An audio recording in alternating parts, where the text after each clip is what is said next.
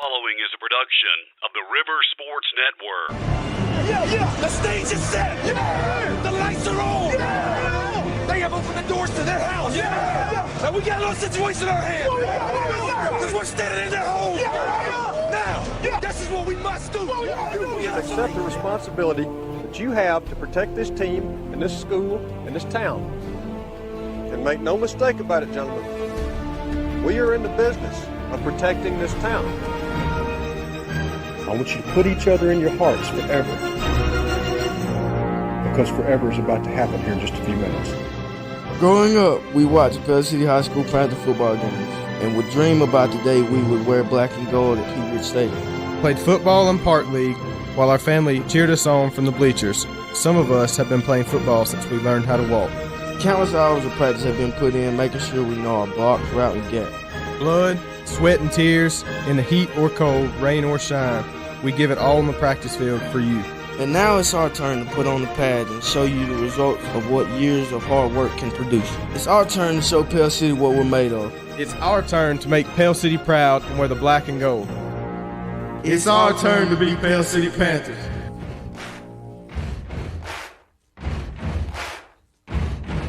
Welcome to Pell City Panther football on the River Sports Network with Adam Stocks on play-by-play, color commentary by Lance Bowman, sideline reporter Scott Elliott, David Birmingham, and Alan Rowan on stats, and producer Tiffany Studdard. The lights are on, and we're ready for some high school football. Let's go to the stadium.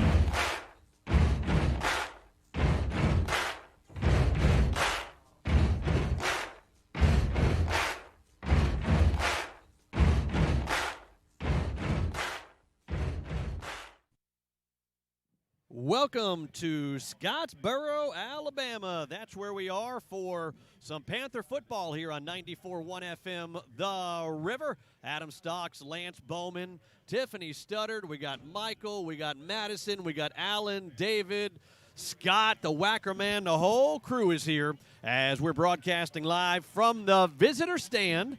As you look in, if you're watching on Facebook or on YouTube, you see the Panthers as they are finishing up their warm-ups here. And speaking of warm-ups, it's going to be chilly. I think about 51 degrees up here in Scottsboro when the game is over and done with. We'll do our game time conditions with Scott Elliott coming up in just a couple of minutes. But should be a good football game. The Pell City Panthers coming in struggling this year. I mean, that's an understatement, I guess. If you're a Panther fan, you're well aware of the struggles Pell City's had this year. Pell City 1-7 overall, 0-5 in region play. Scottsboro 2-6 overall, 1-4 in region play, and picking up a surprise win at Southside last week. Beat Southside 27-26. Southside was without a couple of players. And Scottsboro just had a better game plan, and their kids wanted it more. And so Scottsboro picked up their first region victory and only win number 2 on the season. Again, Scottsboro 2-6 on the season. This is probably going to be a quick game. Both these teams don't score a whole lot of points, and both these teams are okay if this game went 3 yards in a cloud of dust every play for the most part. Pell City averaging 17 points per game on offense. Scottsboro averaging 12 points per game on offense.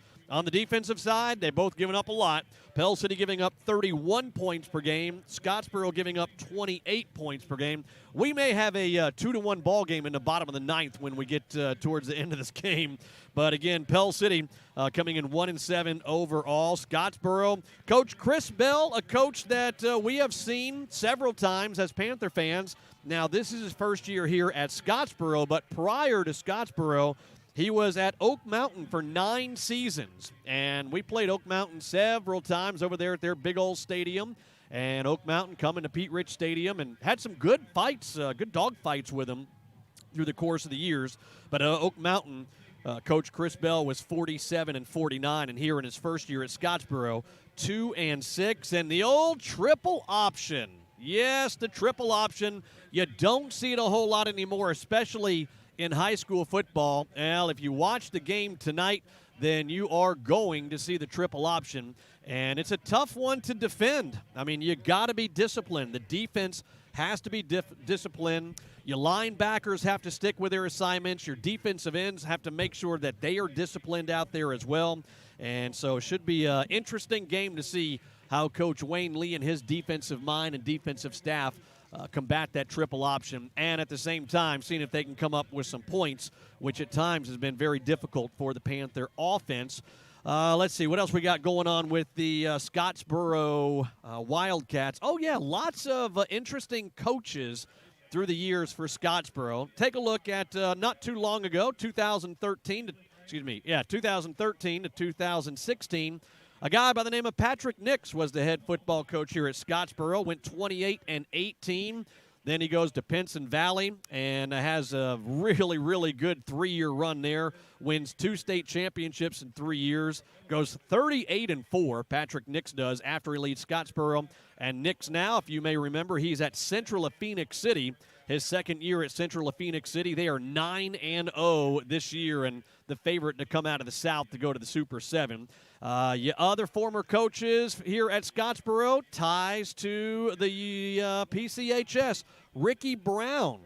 Ricky Brown, 1 year here at Scottsboro in 1990. He goes 5-6, and then the following year, he takes the head coaching job at Pell City High School, 1991 to 1994. Ricky Brown, the head coach, for 4 years. He goes 28-15 over the course of his career at Pell City. And another coaching branch from Pell City, Lyle Darnell. Lyle Darnell was the head coach here on 2 different occasions. The first one in 1980. He was here for 1 year, went 9-3, and then he returned in 1987 for 3 years, 87, 88, and 89. In between those stints here at Scottsboro, Pell City High School. 5 years at Pell City High School for Coach Lyle Darnell. Was at Pell City 82 to 86. He went 37-19 in that 5-year time span. And for those that were around that 1986 magical season, they went 11-3 at Pell City. And the old 9-7 loss on the last play of the game, the day after Thanksgiving, 4th round of the playoffs. They lost at Gadsden 9-7 in 1986. So Lyle Darnell also with ties here back to Scottsboro. All right, we are going to take a timeout here, throw it back to the truck real quick, and when we come back, we've got Coach's Corner, which, of course, brought to you by Wood Surfside Marina. Sat down and talked with Coach Wayne Lee about the difficult game last week. The wheels on the bus just came flying off with about 4 or 5 minutes left to go in the first half. And the second half, we were just going on rims, really, in the second half. Sparks flying everywhere, and the scoreboard, unfortunately, showed that as well. So we talked about that game, talked about the big game tonight against Scottsboro as well. All right, stick around. Coach's Corner on the way. It is Panther football live in Scottsboro on 94.1 FM The River. Looking for a little more comfort in your life? Don't think you can afford a top brand heating and cooling system? Well, Carrier has the right solutions for every budget. And at Allen Service Company, they'll show you the full lineup of best-in-class home comfort systems. Turn to the experts at Allen Service Company, where financing is available, subject to credit approval. Call 205-338-2311, 205-338-2311, or visit online at allenservicecompany.com. Jake from State Farm. I would like to formally extend my gratitude for the Russell rate on my insurance. Do you mean surprisingly great rates from State Farm? I don't believe in accepting help, but I'll make an exception. Here's the deal, Russell. There's no special rate. These prices are for everyone. Consider us square. I made that from memory. I know your face that well. For surprisingly great rates and great service, call State Farm agent Bart Perry in Pell City. Like a good neighbor, State Farm is there. Your exclusive Bobcat dealer for East Central Alabama is Bobcat of Gadsden, and they're a full-line Bobcat dealer for construction and agriculture. They specialize in parts, service, sales, and rentals. And right now they have up to $3,000 in rebates on new purchases and great financing rates. Bobcat of Gadsden, same-day delivery on rentals, factory-trained service technicians, and they're ready to serve you. Call 256-563-4001. Welcome into Coach's Corner. Adam Stocks along with Wayne Lee, head football coach for our Pell City Panthers, as we get ready for another long road trip going to Scottsboro, even further than we went last week. against Fort Payne. Coach's Corner brought to you by Wood Surfside Marina down on Rabbit Branch Road in Cropwell. Coach, I tell you, we were talking before we turned the cameras on here. You know, the first half, everything going pretty well, 14-14, and then towards the latter part of that second quarter, the wheels just kind of fell off. But before we get to that part of the game, let's talk about the first part of the game where we stayed right in there, throwing the uppercuts and hooks with them, and talk about that portion of the game. Yeah, we were, we okay on defense. They moved a little more than we wanted them to right there, but they're good at what they do. And we knew there's some, you can only play, they run the stretch, okay, and it's a wide play, but if they get a chance, they're going to stick their foot and cut back, so you really play in two plays in one. We knew they were going to get some yards on that right there. They moved it a little better. They threw it a little better right there. Big 88 had a couple of catches right there, but, it's, he's 6'5", 230. He's kind of hard to defend at times right there. But like you said, hanging in there offensively, moving the ball pretty good. We were completing some passes, got the ball to Kentrell. He made some plays out there for us, moved the ball down the field. As a matter of fact, I think we threw a couple of touchdown passes in there. So it was, things were going right there. We're not necessarily built to get in a shootout, but at that time, everything was, it was good. Hey, you mentioned Kentrell Borden. Kentrell having a heck of a first half. I think we had him at like 140 yards in the first half, and he was having a heck of a first half out there. Yeah, absolutely. Like I said, he just, we have done some things now to try to free him up a little bit, get him the ball. And it's not, we're comfortable with any of the receivers getting the ball. They've all had good moments and stuff like that. So, but, just some of the routes and stuff he was good at, and he was open, and Baylor did a good job getting the ball. Yeah, and Borden, defensively, too. You can't discount that. He's out there, covering those receivers. We were talking during the course of the game. I don't know if he had a Fitbit watch on, but he probably was close to 50,000 steps at the end of that game. Had to be. Like I said, he's out there a lot. All right, some of the talk about the two scoring plays that we had. That's Baylor throws a great route down there on the first one right there. Everything's good. And like I said, we knew we had some throws against them. We knew by formation, we knew we could get them in some defenses that we wanted, defenses that we liked, throws that we can make right there, and we did. We did that twice. We score, and we're moving the ball some even when we don't score. We're moving the ball right there, mixing in the run a little bit, not getting as much out of the run as we would like, but still being able to move the chains. We got, Baylor pulled a couple down, moved the chains, some screen passes and stuff, which are real close to runs and stuff like that. So offensively right there at the beginning, we were in sync pretty good. And then, again, as we talked about the latter part of the second quarter, things just kind of fell apart. The sequence, we throw the interception deep in our own territory. We stop them. We have to punt. The ball, goes over the head, safety, and it just kind of all unraveled at that point. Yeah, it was like I said, it was 14-14, and we get a bad snap and have to take the safety right there and everything. And before you know it, it's 30-14 at halftime instead of a 14-14, 21-14, 17-14. They're capable of making it 17-14 from the other end zone. But, it should have been, if we continue to do what we were doing, it should have been a real close game at halftime. One of the things that, in 6A especially, you have a lot of players on the sidelines. You have some depth. You still have players playing both ways, your key players. But last Friday, and I didn't really realize it until John Simpson, he was up there with us, and he pointed out, he said, look at the sidelines, and it looked like a 2A or 3A program out there with the lack of football players that were in uniform. What was going on? We needed to rent a trailer up there for the crutches. We had a lot of injuries. We had some sickness, some guys that couldn't play right there, and it just, as the game went on, I think we wound up with like 14 kids either sick or hurt that couldn't go back in the game, and that was huge. That was huge. Yeah, that was something, looking on the sidelines and see that few players dressed out. We saw some youngsters out there playing in that second half. I think we were down to like 40 in uniform that could actually play, that weren't either in ice, on crutches, or hanging over the fence throwing up Friday night.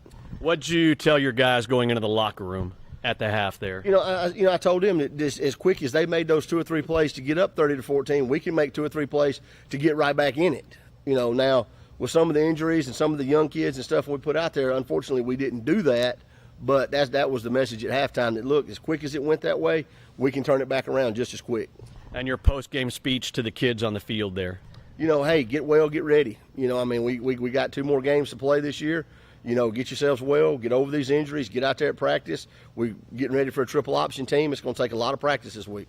And again, that loss to Fort Payne, and one of the things we talked about in Coach's Corner last week, and you don't really talk about the opposing kicker a whole lot, but with Fort Payne for the past decade and a half, you talk about the McPherson trio there, and the third of the kids there finally graduating this year, going to Auburn, and we talked about it during the broadcast, and I know you saw it. Hitting 70 legit 70-yarders in practice. Went 0 for 2 during the course of the game. Tried a 57, 58-yarder. Had plenty of leg, wide right. Missed a short one as well. So, the leg's great, but you got to have the accuracy. Yeah, that's what that's what their coach was talking about a little bit. Said, obviously he's as good as there is in the country. Not just the state, the country. But he tries to kick every kick like it's a 70-yarder, and sometimes – he pushes it a little bit or he pulls it a little bit. But, yeah, as far as leg goes, he's selling the 58-yarder out of the back of the end zone, over their little tent and everything down through there. He's definitely a weapon. He did miss 2 right there. But, in their mind and when you're playing them, it's like, guys, if they get to the 50-yard line, they got a chance to score. And that's hard to deal with, trying to, you got to keep them on their end of the field. Talk about some of the positives, and again, I know that lopsided scoreboard at the end of the game, some of the positives on both sides of the ball, special teams that you saw from the Panthers. Kentrell and Baylor offensively really seemed to be in sync during that game right there. There were some throws down the field, there were some short throws, there were some screens. Those two really seemed to be in sync Friday night on offense right there. Defensively, we just really didn't get we never got a good rhythm going. We never really got a good rhythm going right there, and then that's where the injuries really hit us hard right there. And then, like I said, we wound up playing some really young kids out there. Hey, they busted their tails, but, the speed of the game and everything, that's why they're young. They got to work their way into that, and all of a sudden get thrown out there on Friday night against a team that's playing for the region championship tonight. So, it was tough on them right there. Times they didn't make plays, but, I thought the young kids we put in, they're going to be fine one day. They busted their tails while they were out there. Let's take a timeout. When we come back, we'll talk about tonight's game, another long trip up to North Alabama, going to Scottsboro. 2 more games left on the schedule, regular season for the Pell City Panthers. Stick around. Coach's Corner continues, brought to you by Woods Surfside Marina here on 94.1 FM The River. This is Teresa Carden with Lake Home Loans at Classic Home Mortgage. Our team works together to carry you to your goal to purchase or refinance for better rates, shorter terms, or cash out, or all 3. Good luck to the Pell City Panthers for a winning season. Play-by-play and working together, you can win. Let our team take you play-by-play to your home loan goals. Teresa Carden, Classic Home Mortgage, 205-405-0603. That's 205-405-0603. If you're looking for a new primary care doctor, consider a Complete Health practice. As one of the largest independent primary care practices in the Birmingham area, there are several locations in St. Clair County. And as a Complete Health patient, you can expect excellent service and care centered on you. Visit them at CompleteHealth.com to find a practice nearest you. Complete Health. Patients first, always. I was finally ready to buy my first home after renting for the last several years. As I started my search, I got overwhelmed by how many websites and confusing listings there are. That's when I found the experts at ERA King. To me, ERA means expertise, reliability, and activity.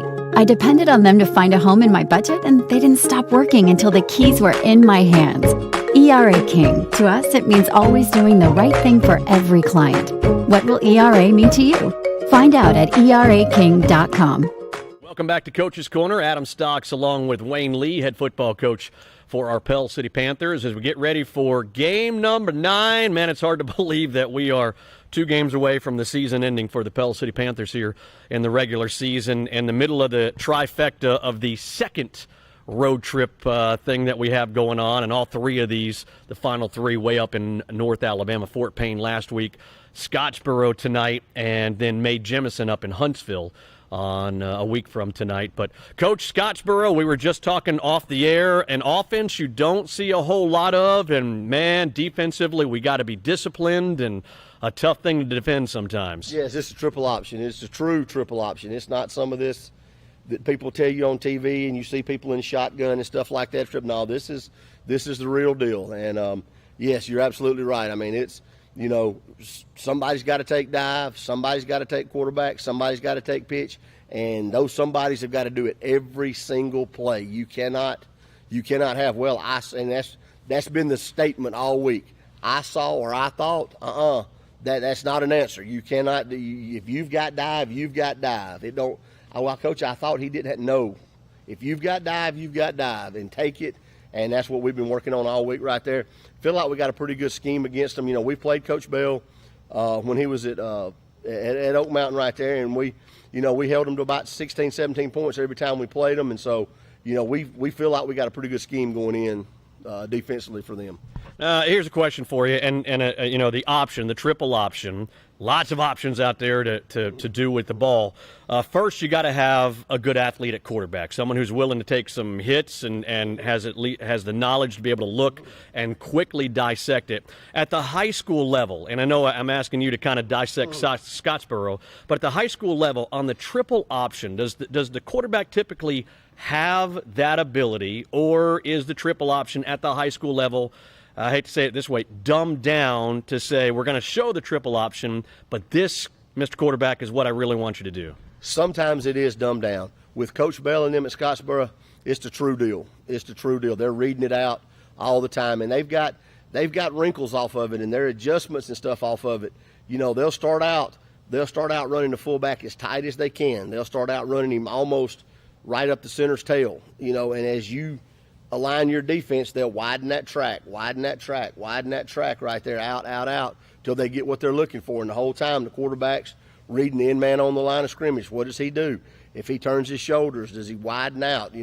Stuff like that right there. And they got a guy that can do it. Matter of fact, they've got two. I think one of them's hurt. I think the younger kid's going to play at quarterback this week. He played last week. I think the older one I think he messed his knee up against Aniana. I think he messed his knee up against Aniana. So they're going to play the young kid, but there was no change in the plays when he was there. So they're running triple option. They run, I don't know how many people have seen the old Georgia Tech where they run the toss out of it. The guy comes in motion and they turn and toss it right there. That's a big play for them right there. And last week when they beat Southside, they ran that, we call it the rocket sweep right there. The guy's in motion, he turns and pitches it right there. Well, Southside brought everybody up. The guy throws it for a touchdown pass, halfback pass for, right there. So there's they've got some wrinkles off of it that we got to be aware of. Yeah, let's talk about that Southside game. When I saw the score late Friday night, I was like, whoa, because Scottsboro's struggling this year. Southside's got the 4 seed wrapped up. The other top 3 seeds going to be all determined later tonight. But what happened? How did Scottsboro catch Southside sleeping like that? Again, the option, Scottsboro wants this game to be a 14-13, 17-14 type game. They don't want to get in a big scoring match. They were able to do that against Southside. They were able to keep it down. Southside's kicker was not available for the game. They had to go for 2 every time. They did not make it. And at the end of the night, Scottsboro was ahead. And like we were talking about, we're talking about, triple option, run. Scottsboro threw 2 touchdown passes against Southside. So it's not that they can't throw, but it's what they throw, and it's all off of the option action right there. So you got to be disciplined in what you do to keep them from having big plays.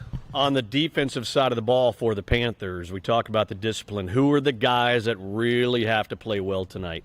The 2 defensive ends and the 2 linebackers right there really got to be on. They've got to have really good games in order for us to get this win tonight. And, a key as you're watching the game and people are watching the game, if we can get them in 2nd and long and 3rd and long, that's good for us. I mean, they're not comfortable being in, stopping them on 1st down is huge.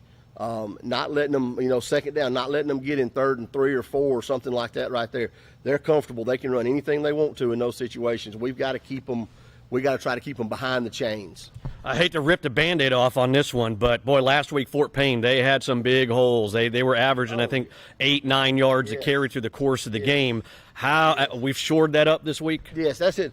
Fort Payne, I mean, it wasn't an unbalanced set, yet it kind of was. They were guard, tackle, tight end, wing, 2 receivers, so it was, but it wasn't. This week you'll see more balanced formations, and we should be able to balance up with them.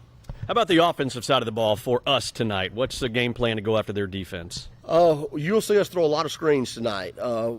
We've been fairly successful with that here recently. They seem to struggle a little bit on film with the screens.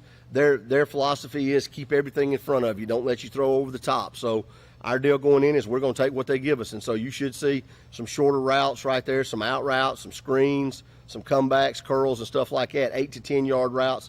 I mean, at some point in time, I'm sure we'll take a shot if we can get somebody singled up, if we can get Kentrell singled up on the backside or something like that.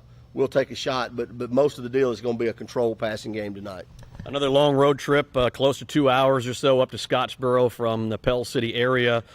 Charter buses, how will the day unfold for the Panthers? Yeah, charter buses, school is releasing at 1 o'clock, so that really helps us out on that right there. The kids will get out at 1. We'll come change into, they'll out of their school clothes, jeans, whatever, in a little bit more comfortable deal, eat, and we're going to try to be on the road at 2:45. Awesome, Coach. Man, we're looking forward to hopefully winding up this season with a couple of wins tonight against Scottsboro and then next Friday up in Huntsville at May Jemison. Good luck tonight. We'll talk to you at the end of the half and at the end of the ballgame. All right, we'll see you then. All right, stick around. Coach's Corner wrapping up. We got kickoff coming up, Pell City at Scottsboro here on 94.1 FM The River. Whether you need storage for a jet ski or a full-size RV, Dooley's Boat and RV Storage is the only name you need to know. Offering the largest covered storage around Logan Martin Lake, they have 24/7 gated access and running state-of-the-art surveillance cameras. All units have power and water's available, and they also offer by-the-foot storage for jet skis and small vehicles. Dooley's Boat and RV Storage, Highway 231 South at 160 Lakeshore Drive in Cropwell. Discover the Diversicare difference at Diversicare Pell City, where we are a respected provider of post-acute healthcare services. Whether your medical needs are short-stay rehabilitation, complex medical care, or long-term care, Diversicare Pell City has a comprehensive team that is trained to administer high-quality healthcare. If you would like to learn more about Diversicare Pell City, call 205-338-3329 or visit diversicareofpellcity.com. Thinking about buying your first home? Then Coosa Valley Mortgage can help you unlock the door to home ownership. With first-time home buyer programs that can put you in the home of your dreams. Conventional, FHA, USDA, VA, or construction perm options. Call 205-884-2665 or visit CoosaValleyMortgage.com to see what Coosa Valley Mortgage can do for you. Coosa Valley Mortgage, we've got you covered. Equal Housing Lender, NMLS 198757. Good Game Company has been a mainstay in St. Clair County and far beyond since 1955. A strong supporter of local schools and charities, Good Game Company is a believer in giving back to its communities. With nearly 100 employees, their projects include Honda of Alabama, Benjamin Moore, WKW, Metro Bank, and the All-American Ford. Good Game Company, proud to support local athletics and academics.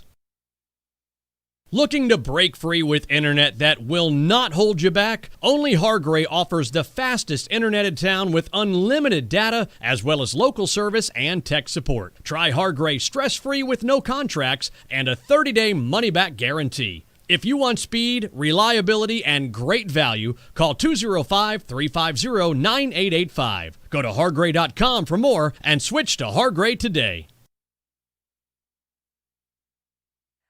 I'm Laurie Brazier, a realtor with Fields Gossett Realty right here in Pell City.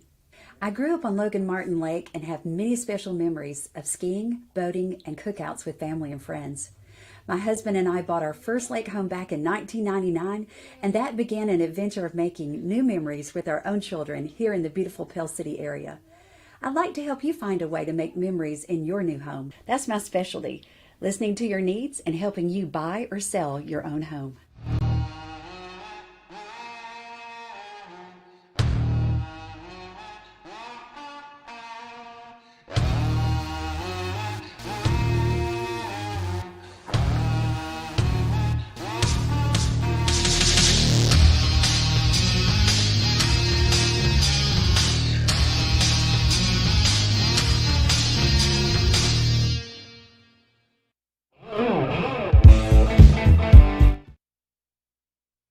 We are back here at Scottsboro High School, home of the Wildcats of Scottsboro. Adam Stocks along with Lance Bowman, as we got a host of others, Alan and David and Tiffany and Madison and Michael and Scott and Wacker and I don't know what all, as we get ready for what should be a good football game here from Scottsboro, Alabama, about an hour 45, 2 hours, depending on traffic, how 59 goes, and going through Fort Payne and all the other small towns that you go through there. But as you're watching this on our Facebook page or our YouTube channel, we appreciate it. I think we got a good game in store between a couple of teams that have struggled this year.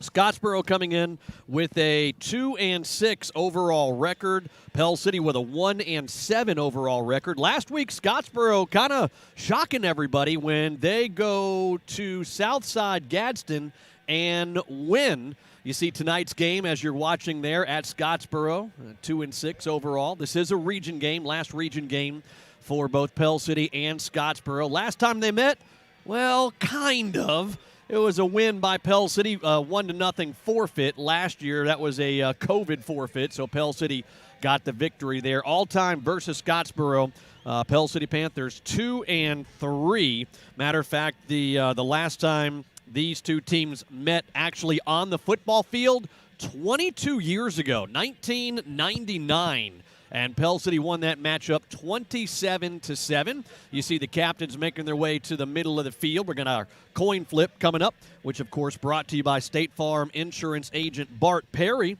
And we'll take a listen to the white hat here in a second. Looks like our captains tonight, looks like number 2, Kentrell Borden, and number, let's see, is that 11? Yeah, number 11. And that is Drew Sisson. Waiting on the captains for the Wildcats to make their way. Senior night here. It's the last home game of the year for the Wildcats of Fort Payne. You get that for me? Thank you, sir. They are, where are they playing? They're playing, I think, a 3A next week. And Pell City going to be at May Jemison. They playing Fife? Ooh, that should be a good matchup. You know, Fife had that 50-game win streak snapped last week before, whenever it was. And so, anyway, Pell City, we're going back north again. We're going to Huntsville area next Friday as we're going to be at May Jemison Milton Frank Stadium, a municipal stadium. 2 or 3 different high schools share that stadium, and that's where we're going to be. They renovated that.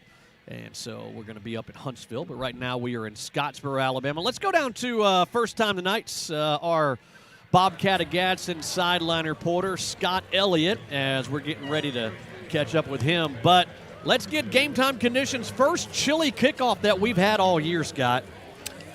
Absolutely. It is 59 degrees, humidity at 91%. Great night for football. This field looks great. And, Adam, just a few minutes ago, I saw your favorite planet up there just a few minutes. Which one is that? Hey, nice backpedaling there. You're going to make it a good defensive back in the geriatric league. All right, so let's take a listen into the coin flip, brought to you by State Farm Insurance Agent Bart Perry. Pell City going to be calling heads or tails as the away team. Mr. Laney, I'll be your umpire. I'm Mr. Sport. I'll be your referee. You guys, we don't have much to say to you.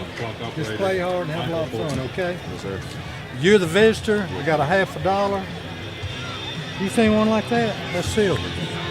No, sir. Heads and a tail. What are you going to call it? Tails. Tails. He said tails. I'm going to flip it up in the air. If I drop it, we'll do it over. It's heads. You win the toss. We want the ball. Okay. Scottsboro wins the coin toss. They said they want the ball. How about that? A silver coin. Sounds like the white hat had in his pocket there. Let's take a quick timeout. When we come back, it's kickoff. Pell City on the road at Scottsboro here on 94.1 FM, The River. Main Street Drugs in Pell City wants to serve you by providing fast and friendly service, convenient drive-thru, and home delivery. All major insurance plans are accepted, including workman's comp claims, free COVID vaccines, and wellness checks for PHIP insurance plans, including spouses by appointment. And the gift shop has everything you need to show your team pride: football spirit wear, game day jewelry, stadium bags, hats, home decor, and more. Like them on Facebook. Main Street Drugs and Gift Shop, your hometown drugstore. Sweeney Chrysler Dodge Jeep Ram says it's tailgate time. Show up and show off in a new Ram 1500 4-door starting from $34,999 while supplies last. During Ram Power Days, the Pell City Truck Pros feature the largest heavy-duty truck inventory in the Southeast. Buy a new Ram 1500 4-door starting from $34,999 at McSweeney Chrysler Dodge Jeep Ram. I-20 exit 158 under the biggest American flag in Central Alabama.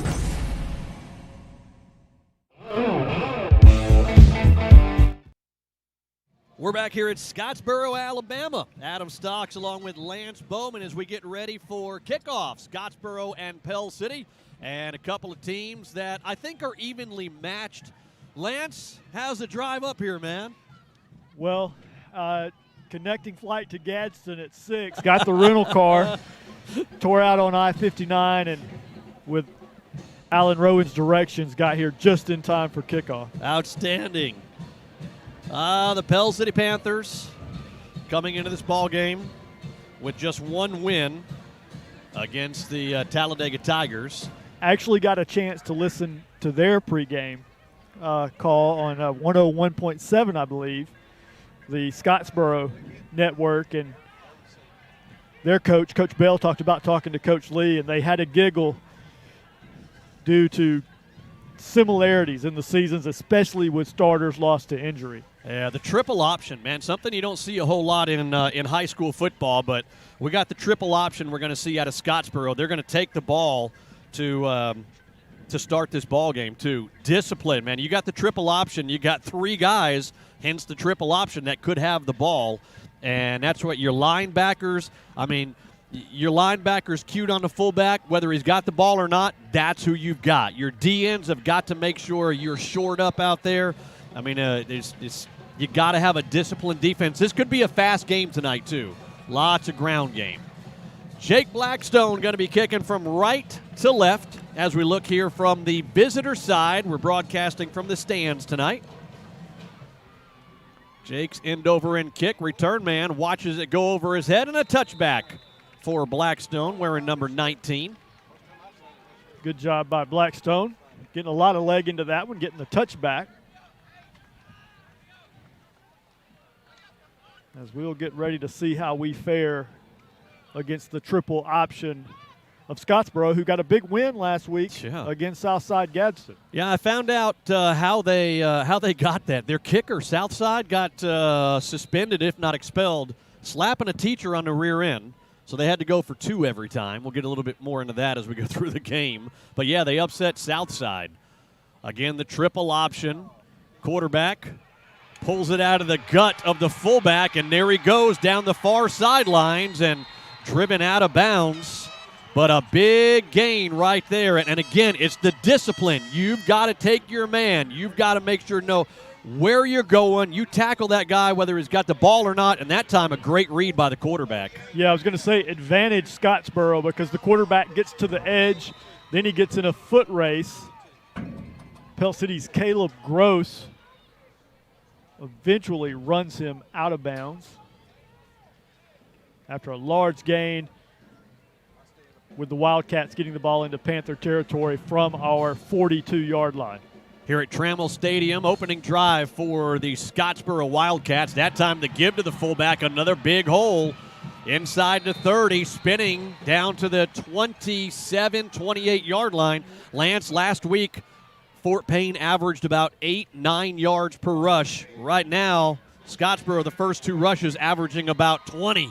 Yeah, sometime in the second quarter, the wheels came off in terms of Pell City stopping the run, and unfortunately, it appears that Scottsboro's picked up right where Fort Payne left off last week.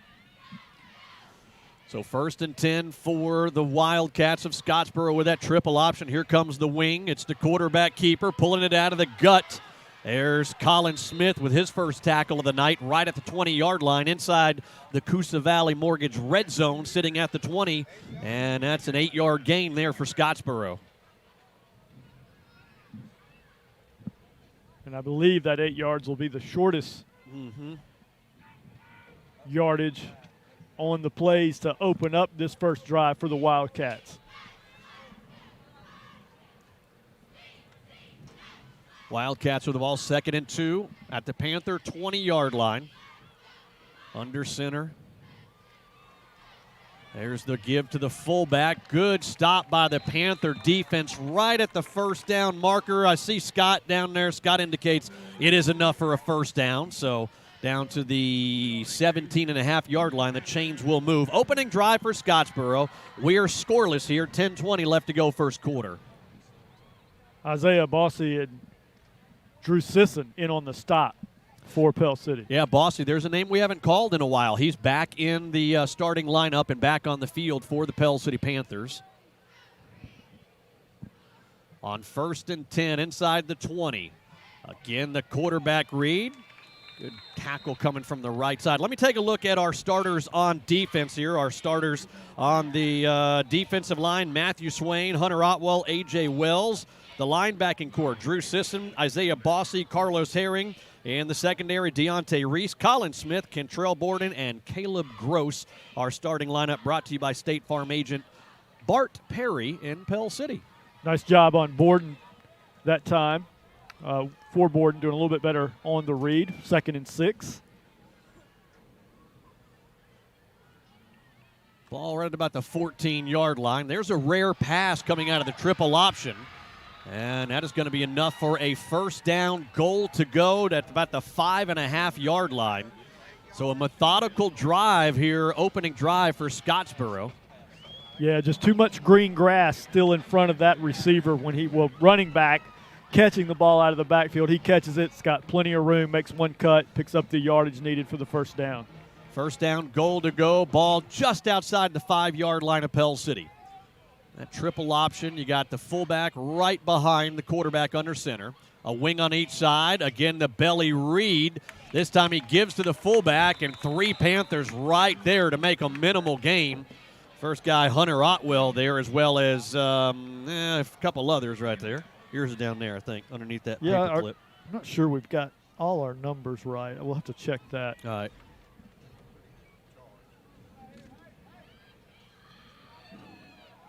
.52. Who we got for 52? That's Juan Sart. Hey, double check on that if you will, Scott. 52. Let's make sure that we got that right. On the second down, goal to go, and that's going to go across the goal line. Easy peasy, unfortunately, opening drive on offense. That's a 5-yard touchdown run for Scottsboro on their opening drive. 8:13 left to go first quarter. Waiting the PAT. Did we get them to third down? We got them 2nd and 2. You know what? I don't think we got them to a third down. Not sure we ever got them in a third down situation on that drive. They really kind of just plowed right through Pell City's defense on this opening drive. PAT is up, and it is good. 8:13 left to go here first quarter. Scottsboro draws first blood, 7-0. It's Panther football on 94.1 The River. Looking for a little more comfort in your life? Don't think you can afford a top brand heating and cooling system? Well, Carrier has the right solutions for every budget. And at Allen Service Company, they'll show you the full lineup of best-in-class home comfort systems. Turn to the experts at Allen Service Company, where financing is available, subject to credit approval. Call 205-338-2311, 205-338-2311, or visit online at allenservicecompany.com. Back in Scottsboro, Alabama, as the Wildcats up 7-0. We got the sideline guys riled up down there. Yeah, just firing those guys up. Look at them. 8:13 here left to go in this first quarter. And kicking off from left to right, Scottsboro here. 3 men at our 10-yard line to our right. High end over end kick taken by our middle guy at the 10. Across the 20, looks like Carlos Herring with the carry. And hit hard at the 24-yard line. Scott Elliott. Dunneville. Dunneville's what you're looking for. All right, Dunneville's is wearing 52. Yes. All right, thank you, guys. Scott Elliott coming through, as always, on the sideline. All right. And if he can't, Jason the Whacker Man Callahan is his trusty assistant. Part of the 94.1 The River Panther football team. Panthers, I think, are going to see if they can expose the corners. Oh, look at that, little misdirection play. Nice cut at the 25. Oh, across the 40, up to the 41-yard line. And there's a Main Street Drugs and Gift Shop first down by number 2, Kentrell Borden. Loses a cleat, he'll work it back on there. Kentrell Borden, one of the lone few bright spots from last week's game. He had a tremendous game. I believe he had 11 receptions for well over 100 yards, close to $150. Yeah, Scottsboro young and inexperienced in the corners, and I think you're going to see Coach Lee try to expose that. And there's a pass out to Colin Smith there. That one good for about 7-8 yards. Yeah, good to see Colin get involved. He only had a couple of catches last week. Those two, number 2, Kentrell Borden, number 14, Colin Smith, those are our big play guys on offense. Twins to each side. Smith got some time. He's going to tuck the ball, slides, and that's going to be enough for a Main Street Drugs and Gift Shop first down into the territory of the Wildcats of Scottsboro down to the 46. 7.5 left to go here. Opening quarter, we're 7-0 deficit for the Panthers. Hurry up offense out of the shotgun. Looking to the far side. Smith doesn't like it. He finds Smith on the near side. There goes Colin. He goes sliding down for a Main Street Drugs and Gift Shop first down. And we got a flag back about the line of scrimmage, and I don't think it's going to be good for the Panthers. Holding call against Pell City. Let's go down to our Bobcat of Gadsden sideline reporter, Scott Elliott. One thing, looking at the defense for Scottsboro, they are very, very small. Small in stature, small in height, and we should be able to get them on the corners. Yeah, again, the corners, I think you're going to see long screens. We saw that misdirection play, getting it to the outside of the near side. Smith on the quarterback draw. He's going to get into Scottsboro territory, about to the original line of scrimmage, maybe a little bit more. It's going to be 2nd down and 9. So far, Pell City having success. Minus the holding call, everything has looked good on the opening drive. 2nd and 9, see what we call here. Pell City with a long pass to Gross, far side. Look at the wheels on number 12. He stays in bounds. The 10, the 5, no flags, touchdown Panthers. Nice throw, nice catch, and nice run. Smith to Gross, and Pell City on a 46-yard touchdown pass with 6.5 left to go first quarter is answered, awaiting the PAT. Caleb Gross stepping up again. He made a big play last week, had a really nice catch, and that was a guy that showed flashes early on, had some trouble hanging on to the ball, but starting to put it together in his young career and giving us right here towards the end of the season a third big play capability. Extra point is up and good. We're knotted at 7. 6.5 left to go first quarter. It's Panther football on 94.1 FM The River. We have facilities that need renovating and modernized. We have programs that need to be integrated into our schools. If we have better schools and better facilities, we will have more people, more businesses come in, your home prices will rise, and all of this will be a boost to our economic community. As an alumni, I ask all of you out there to please help the vision of our school system become a reality. At Scottsboro High School, a 49-yard touchdown pass from Baylor Smith to Caleb Gross. 7 apiece now, so an answer right away by the Pell City Panther offense. Obviously hope we got some coaching up on the sideline facing that third triple option, I should say. Did not go so well on that first drive for Pell City against Scottsboro. Blackstone kicking. High end over and kick. Return man takes it at the 11 near side. Now going far side of the field. Panthers trying to bring them down there. And they do finally stop the forward momentum at the 22-yard line. If you were listening to the pregame show before we went to Coach's Corner, you know, there's lots of ties to Pell City here at Scottsboro when you're talking about former coaches. Ricky Brown coached here for 1 year.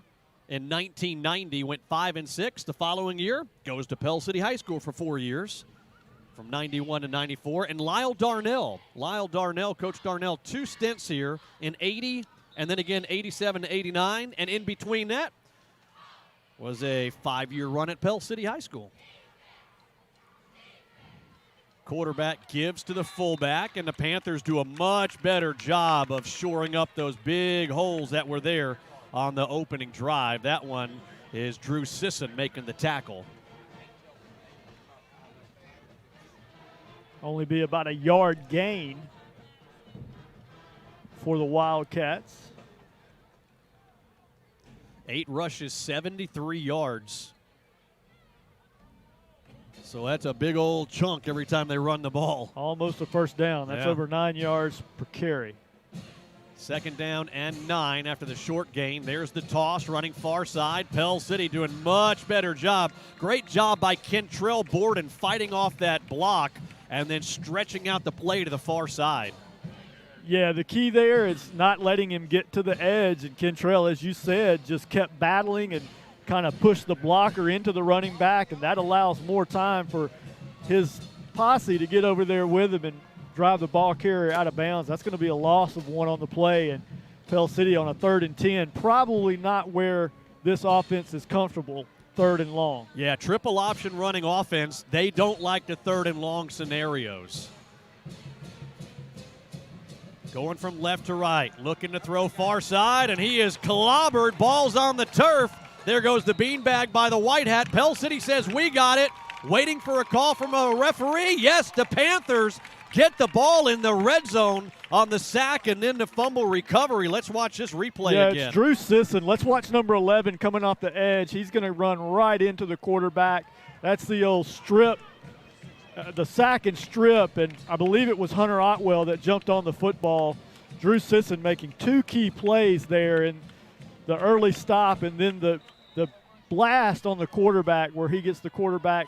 It's going to be a sack, but then he does better than that. He gets the fumble as well.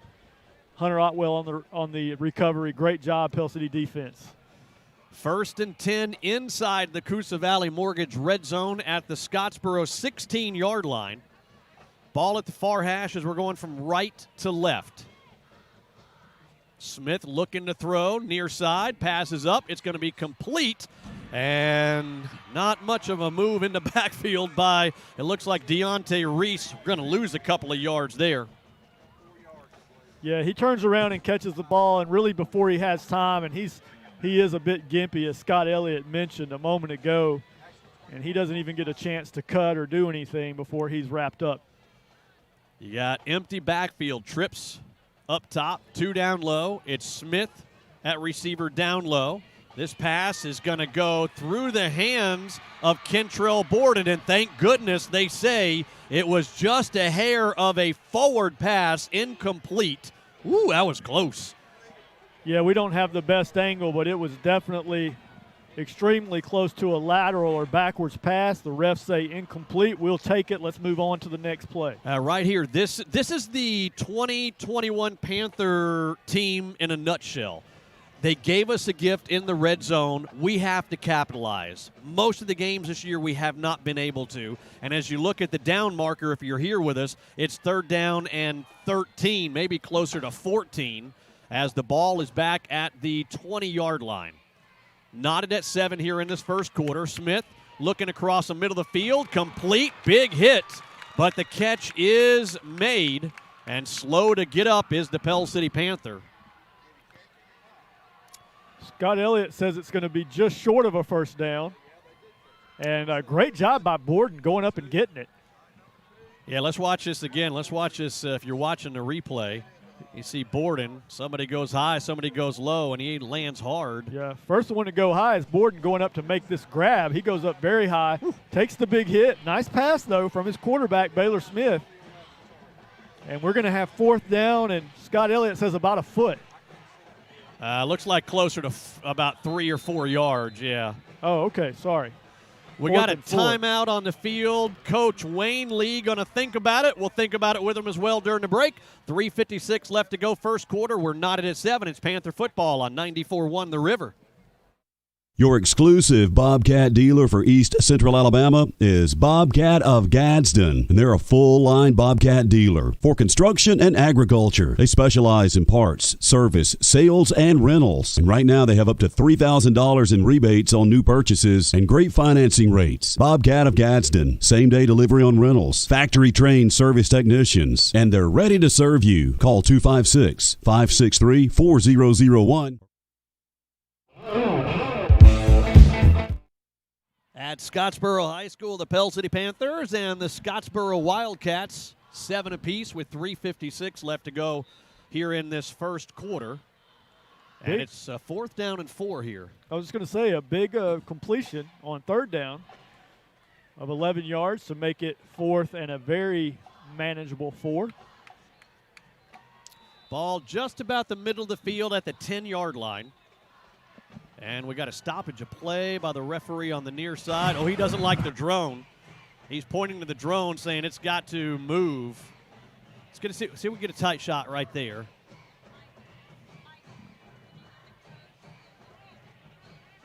And he's tell him to back it up. Back it up. Okay. Yeah, you see the referee talking with Coach Lee. They want right now the drone is it was just about right above the goalpost. Now they're backing up out of the end zone, kind of back in the track behind there.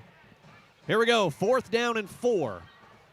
Going to be a throwing situation. There is the pass, and oh, man, Baylor Smith looked like he was trying to shot put it as opposed to just throwing it to the receiver who was open. Yeah, there's no question. Baylor you tried to be too careful there. Just didn't drop back and throw it, like you said. Just almost tried to push it into the end zone and pushed it too far for his receiver. Yeah, sometimes you just got to drop back. We'll see on his release here. Yeah, I think we go wide here in a second. Well, I thought we did. That was yeah, here it is. You can see. Yeah, just not a good follow through there. Just sometimes when you try too hard to be too careful, it'll just mess you all up. Sometimes you just got to sling it, man. Sometimes. 3:50 left to go first quarter. So, again, that's kind of the mo of the 2021 Pell City team. Had a gift given to us. And inside the red zone, and we come out with nothing. There's the pitch to the far side. And the Panthers stretching it out. 3:35 as the clock rolls first quarter. We're knotted at 7 here at Scottsboro. Pell City coming in 1-7 overall. Scottsboro 2-6 overall. Gain of about 5 for Scottsboro. Great to be close to the action, but we're a little low, so when the play is away from us, it's not always easy to get the yardage gained or lost on a particular play. Yeah, it looks like about 2nd down and 5. Again, the triple option, this time the quarterback keeper, and he's going to have enough for a first. I think before this game is over and done with it, I tell you, I don't know if you watch. I think it was the play before this. Long pitches sometimes, and I'm hoping that ball's on the turf. It's chilly tonight. The hands may be a little colder than it has been the first 8 or 9 games of the season. See if we can get another gift courtesy of the triple option here. 2:50 left to go as the clock rolls first quarter. Drew Sisson was in on another tackle there for Pell City, but it was after the yardage was gained for a first down.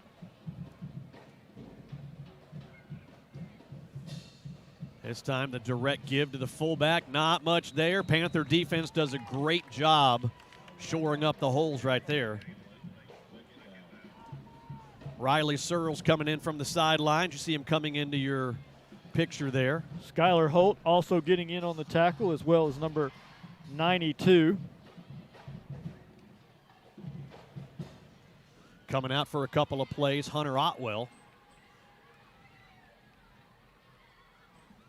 2nd down and 10 after no gain. The ball is at the 31-yard line. And again, a great job. I'll tell you, with the opening drive, they just a hot knife through butter with that triple option. This one right here, Pell City's doing a really good job of keeping those gaps closed up. They lose one, 3rd and 11. Yeah, it's 51, Riley Searles again, and again help from 46, Skylar Holt. Same 2 guys. That time busted into the backfield for a loss of 1. Big 3rd down again for the Panther defense here. 3rd and 11. The ball is spotted at the 29-yard line. We're knotted at 7 here with 1:20 as the clock rolls here in the first quarter.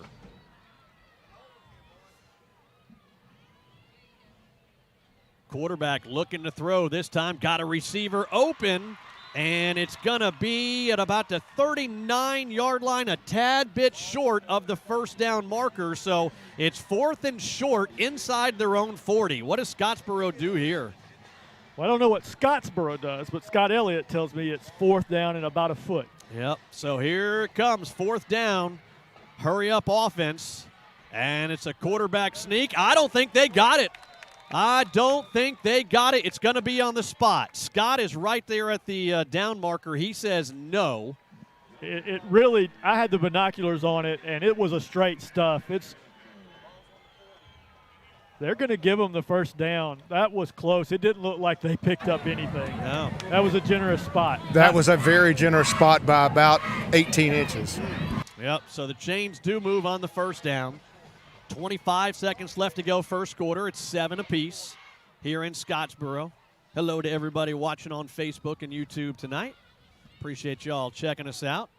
On the quarterback read, he's going to keep it. Looks like Coleman is at 9. His numbers are hard to see, especially when you're low. Yeah, Jaden Coleman wearing number 9 makes the initial tackle there. Just a 1-yard gain. 2nd down and 9 now. And that is the end of the first quarter. I told you I thought we'd have a quick game, and that first quarter went quick. At the end of the first, it's Pell City 7, Scottsboro 7. It's Panther football on 94.1 FM The River. Looking to break free with internet that will not hold you back? Only Hargray offers the fastest internet in town with unlimited data as well as local service and tech support. Try Hargray stress-free with no contracts and a 30-day money-back guarantee. If you want speed, reliability, and great value, call 205-350-9885. Go to hargray.com for more and switch to Hargray today. I'm Laurie Brazier, a realtor with Fields Gossett Realty right here in Pell City. I grew up on Logan Martin Lake and have many special memories of skiing, boating, and cookouts with family and friends. My husband and I bought our first lake home back in 1999, and that began an adventure of making new memories with our own children here in the beautiful Pell City area. I'd like to help you find a way to make memories in your new home. That's my specialty, listening to your needs and helping you buy or sell your own home. At Scottsboro High School, a quick first quarter. Opening drive for each team goes for 7. And since that, nothing else on the scoreboard, so we swap sides here. Scottsboro now going from right to left. It is 2nd down and 9. The ball at their own 41-yard line here at the near hash. The triple option on the quarterback read. Great penetration. 1, 2, 3, 4 Panthers right there. First guy on the scene, though, was Isaiah Bossy back in the lineup for the Panthers tonight. Yeah, Bossy makes the play. I know he had some help, but the guy that broke through and immediately got his arms around the quarterback was number 37, Isaiah Bossy. Yeah, that was a great job. Panthers are really starting to shore up what in that opening drive were just, gashing holes there. Another 3rd and 11. Now, last time they picked it up in the air or got it to a 4th and inches. So, see what we do here on 3rd and long. Great job by the coaching staff adjusting. Quarterback, again, to throw, diving down. Is the catch made? They say yes, he makes the catch at the 47-yard line. Let's see, 4th down. Looks like they're going to have their punt team come out. That was a questionable catch, too. I don't know if we got a chance to look at that on the replay or not, but still well short of the first down, so not even a second thought from Scottsboro. You got to look for a fake here, right in the middle of the field. Nothing to lose. Neither team's going to the playoffs. 7-7 the score here. They will punt it away. Not the prettiest thing. Kentrell Borden not going to have an opportunity to return this one. And that one goes out of bounds, far sidelines here. Here comes the offense for the Pell City Panthers. I didn't get to take a look at the starting offense for the Panthers. Let me run over that real quick. On offense, our starters tonight for the Panthers, brought to you by State Farm agent Bart Perry. Quarterback Baylor Smith. In the backfield, Deontay Reese. Also the receivers, Kentrell Borden, Colin Smith. Both those guys major impacts in the first quarter so far, and Caleb Gross at receiver. The line, Michael Snow, Caden Aldridge, Byron Moon, Lane Sanderson, and Riley Searles. Caleb Gross with a 46-yard touchdown reception in the first quarter. Smith looking to throw under pressure and just out of the right palm of Deontay Reese, who was open, streaking across the middle of the field. And you can see Six gimping a little bit as he's walking back to the huddle there. Yeah, 2 drives for this Panther offense. One after a generous turnover, had them at the 15. They couldn't do anything with it. And, of course, the initial drive, we did have a lot of success, including the big 46-yard catch by Gross for the touchdown.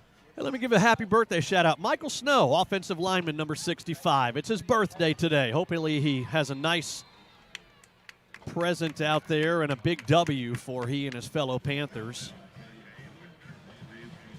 As a pass is complete, it's going to bring up 3rd down and 3 for Pell City from the 29-yard line.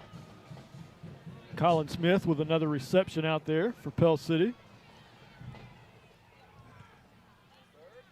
Clock just under 10 as it rolls here in this first half. 7 apiece.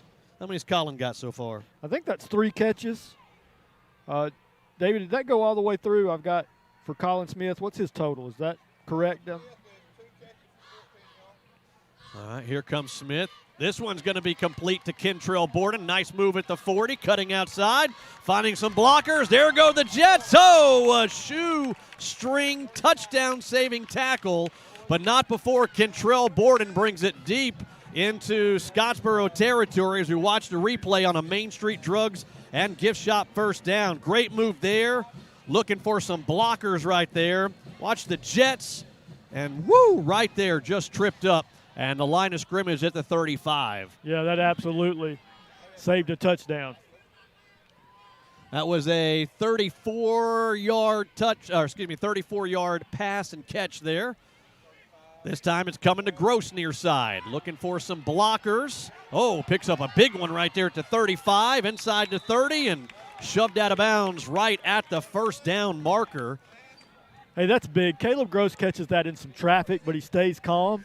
Big, long strider. Watch him just work through this traffic right off the catch. Guy's coming in tight, works himself around, breaks to the outside, then down the sideline. It's a nice play. Caleb Gross making plays. Great blocks going on from his fellow receivers out there, too. There's a quick throw to Colin Smith. Not a lot out there, trying to make something out of a little, and he gets back to the line of scrimmage, maybe a half a yard more. Here comes 2nd down and long for Pell City at the 25. Yeah, just kind of shut down. No running lanes in front of him. He worked his way around a little bit, but ultimately just gets it back to the line of scrimmage. Again, you see him really trying to expose the outside. You see the offense really getting to the outside. They feel like they're young and inexperienced. The secondary, the defensive backs out there, and that's what Pell City's trying to expose. 8.5 left to go first half. We're score 7 Pell City, 7 Scottsboro. Twins to each side. Smith looking to throw. Here comes some pressure from the backside. Now he does a nice little curl, and that thing is going to fall incomplete in front of Caleb Gross. And a 3rd down and long for Pell City. By the time he had scrambled around with Gross trying to work his way back to him, Gross was already behind the line of scrimmage. Best thing that could have happened on that play was an incomplete pass. Here comes some meat into the lineup. Stephon McGraw coming into the backfield. He and Deontay Reese. Day. Reese split to the right. McGraw to the left of Smith at quarterback. Colin Smith up top by himself. 2 receivers down low.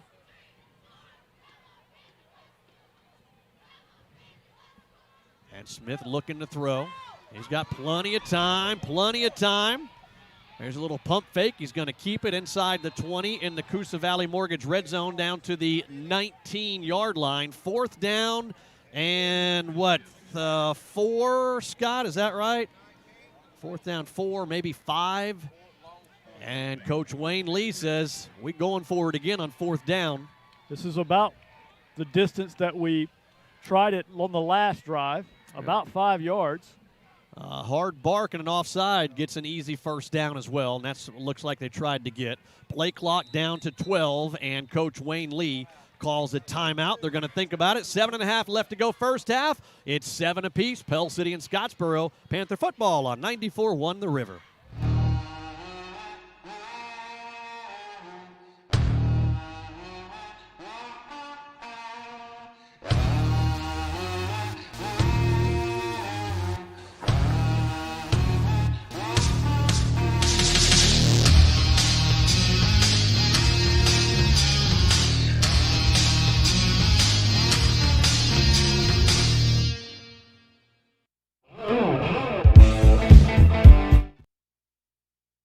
Back in Scottsboro, the Pell City Panthers 7, Scottsboro 7. Looked like we were going to have a shootout between a couple of teams that have a hard time scoring points. Opening drive for each one went for a touchdown. And since then, no more points. Pell City averaging 17 points per game on offense. Scottsboro 12 points per game. Giving up defensively, Pell City 31, Scottsboro 28. 7-7 tie here left in the first half. Scott Elliott and I both noticed a size advantage with Caleb Gross over the cornerback. He's on the near side to us, but the long side from his quarterback. On 4th and 5, throwing it up. There is a complete pass. It's going to be enough for a first down to Borden. Ooh, hard hit on Kentrell at the 7-yard line. He hangs on to it. That's going to be a Main Street Drugs and Gift Shop first down. Boy, great job of hanging on to that ball. Woof! Yeah, he's taking some big shots already. Remember, he took a big hit over the middle. Watch this right here. Back to the live action, Adam. Boom, follow-up. On the give to Deontay Reese. It's not there on the left. He comes back to the right. He goes across the goal line, but flags all over the place, and I don't think it's going to be good for the Panthers.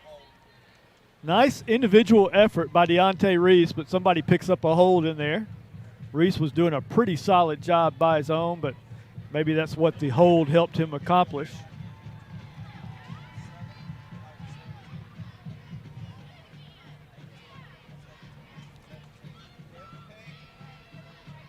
Backs us all the way up to the 17-yard line. So 1st and goal from the 17.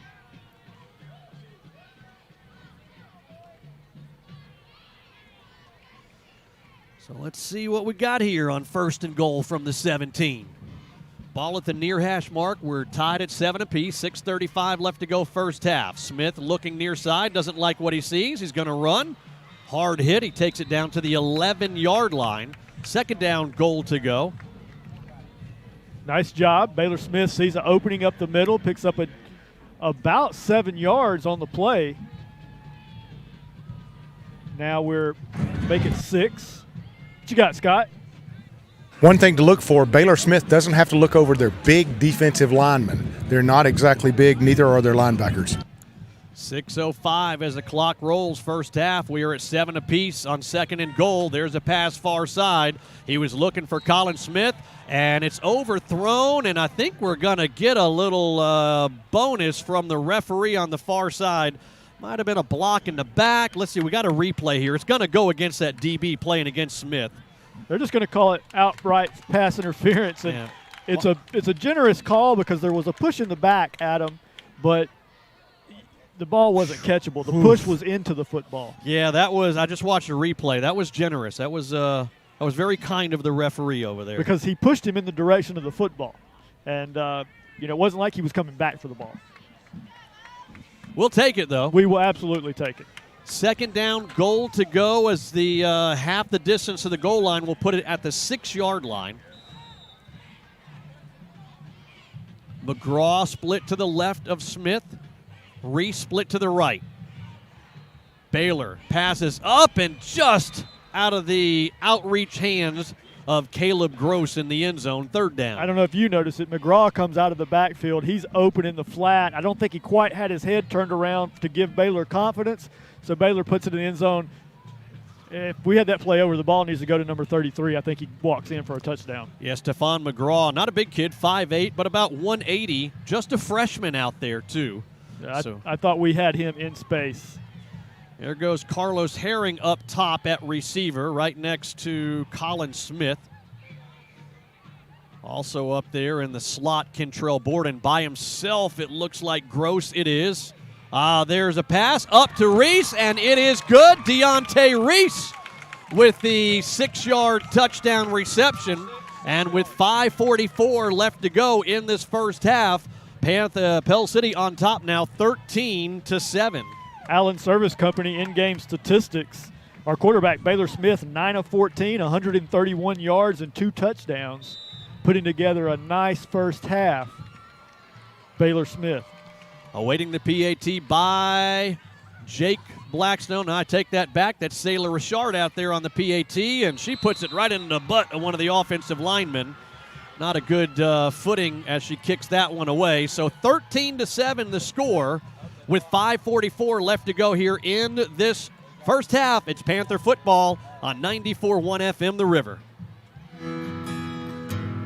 We have facilities that need renovating and modernized. We have programs that need to be integrated into our schools. If we have better schools and better facilities, we will have more people, more businesses come in, your home prices will rise, and all of this will be a boost to our economic community. As an alumni, I ask all of you out there to please help the vision of our school system become a reality. Back in Scottsboro, the Panthers up 13-7. We go down to our Bobcat of Gadsden sideline reporter, Scott Elliott. The snap, it wasn't Sailor Richard's fault. The snap was kind of a little bit off. She actually kicked the ball with it laying on its side, so it's a little bit hard to get it up in the air when it's already laying totally flat.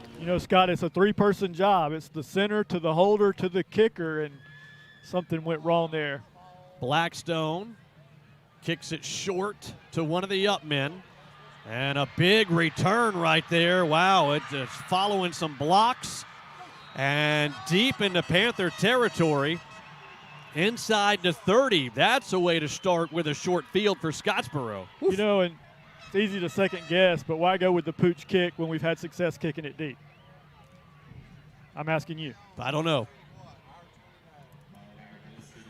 5:31 left to go. I don't know. Here in this first half, it is Pell City 13 and Scottsboro 7. And the ball is going to sit at the 30-yard line for Scottsboro.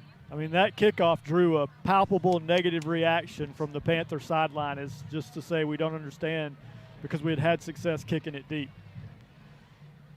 Again, the triple option. The quarterback pulls it right out of the gut of the fullback, keeps it, and there's 2 or 3 Panthers right there in on the tackle. Looks like Skylar Holt, one of the linebackers there for the Panthers, making a tackle. Skylar Holt having an active first half for Pell City as we're about to go under 5 minutes.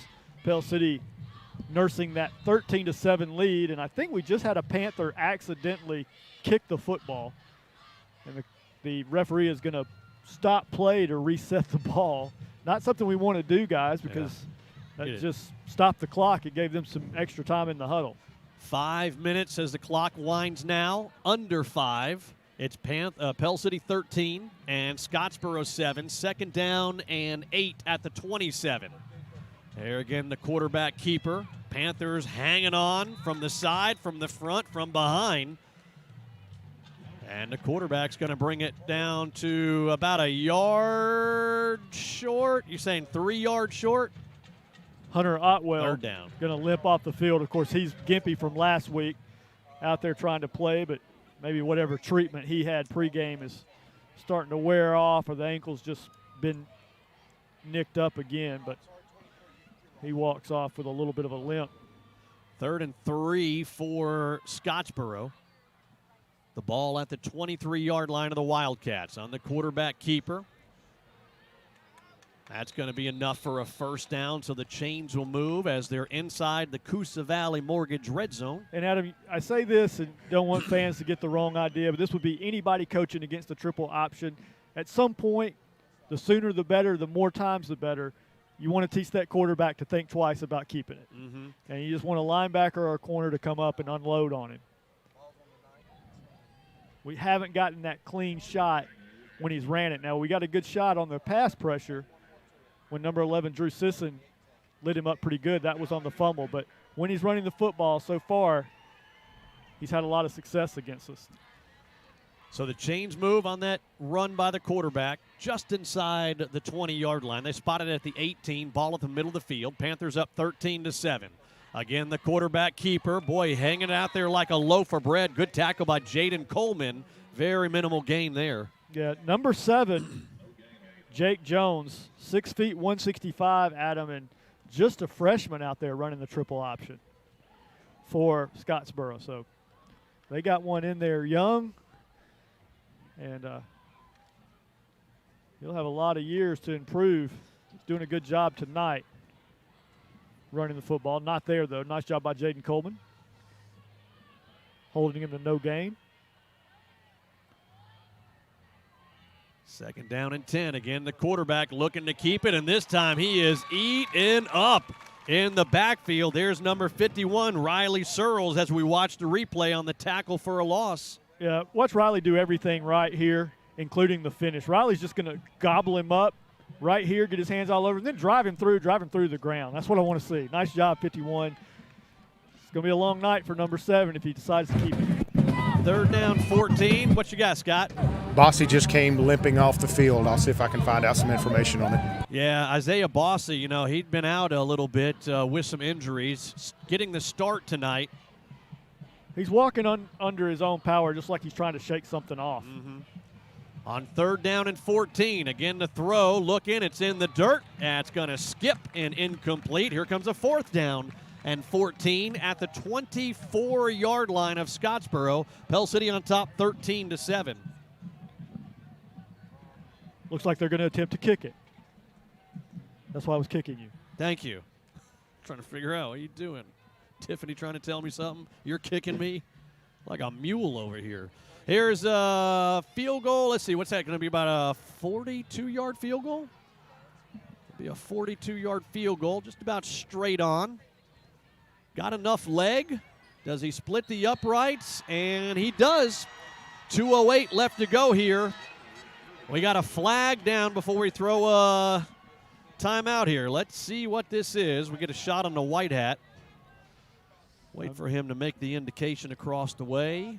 Imagine if it's against Pell City, they'll leave the points on the board. Pell City pointing at Scottsboro, though. Yep. The Panther players out of frame, they're saying it's against Scottsboro. Yeah, it's going to be a false start against Scottsboro, so that's going to negate that 42-yard field goal. So they want to kick it again. It's going to be a 47-yarder. He had enough leg, it looked like, for that one. Let's see. It's a long field goal in high school ball. Let's go down to our Bobcat at Gadsden sideline reporter, Scott Elliott. I'm down here in the end zone. I was underneath the goalpost when it came through. He had enough distance, but he was only inside the post by about 6 or 7 inches. Barely made it in. Yeah, Scott, I actually thought it had faded wide left. He's going to try it again from 47. I'll tell you what else to watch for here. Number 5 held up. Talking about Carlos Herring coming on the rush off the outside. I feel like if he had come a little bit harder, maybe stretched out, he had a shot.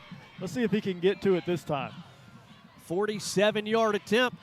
Again, just about straight on. A little bit of a high snap. Kick. Does it have enough leg? It does. 47 had enough for about 48. So with 1:58 left to go here in the first half, it's now a 13-10 lead for the Pell City Panthers. It's Panther football on 94.1 The River. McSweeney Chrysler Dodge Jeep Ram says it's tailgate time. Show up and show off in a new Ram 1500 4-door starting from $34,999 while supplies last. During Ram Power Days, the Pell City Truck Pros feature the largest heavy-duty truck inventory in the Southeast. Buy a new Ram 1500 4-door starting from $34,999 at McSweeney Chrysler Dodge Jeep Ram. I-20 exit 158 under the biggest American flag in Central Alabama.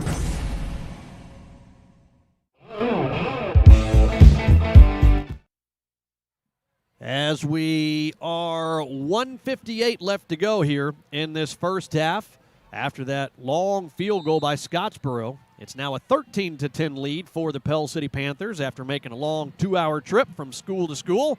Well, technically, the football stadium is not on the campus of the high school here in Scottsboro. There's a return across the 20, 25, and Colin Smith gets it to about the 27-yard line. What do you do here? You play it safe, go into the locker room, we get the ball coming out of the locker room, or you try to get some more points? I think a lot of times you set it up based on what you do on first down. If you can have a successful play on first down, maybe you ride with it.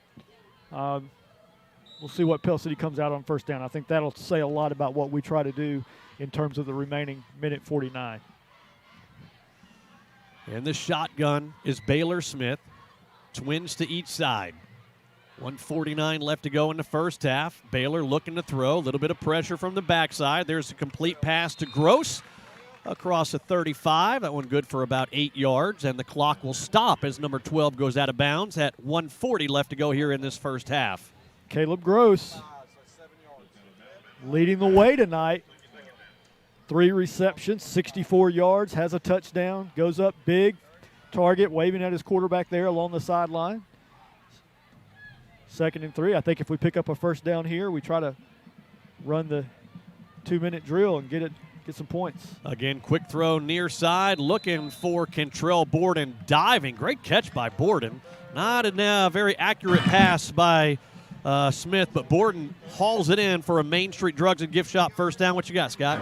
Wacker was able to find out that Bossy is kind of nursing an old injury. He's taped up underneath his pads, so he's going to be a little ginger right now. Yeah, we're going to need Bossy, too, in the second half, clogging up some good lanes there at the linebacker position. That one off the mark again, Carlos Herring. He can't go back. Best thing, though, that thing incomplete and stops the clock at 1:19. That was going to be probably a 2-yard loss had he caught it, and the clock would have kept running. Yeah, little off right now. Baylor Smith talking about our quarterback. His passes have sailed on him a few times. 1:19 shows on the clock. Panthers up 13-10 here in Scottsboro.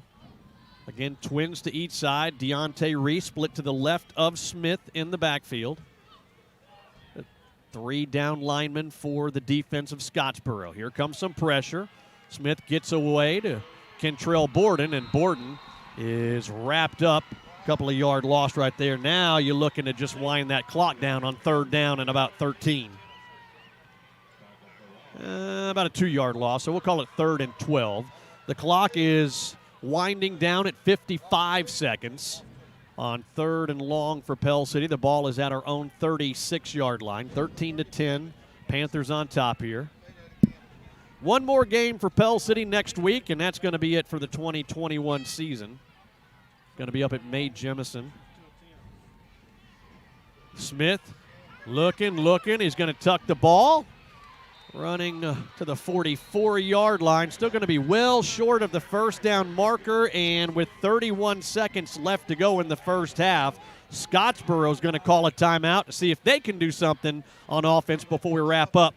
With 31 seconds left to go first half, it is Pell City 13, Scottsboro 10. It's Panther football on 94.1 The River. I was finally ready to buy my first home after renting for the last several years. As I started my search, I got overwhelmed by how many websites and confusing listings there are. That's when I found the experts at ERA King. To me, ERA means expertise, reliability, and activity. I depended on them to find a home in my budget, and they didn't stop working until the keys were in my hands.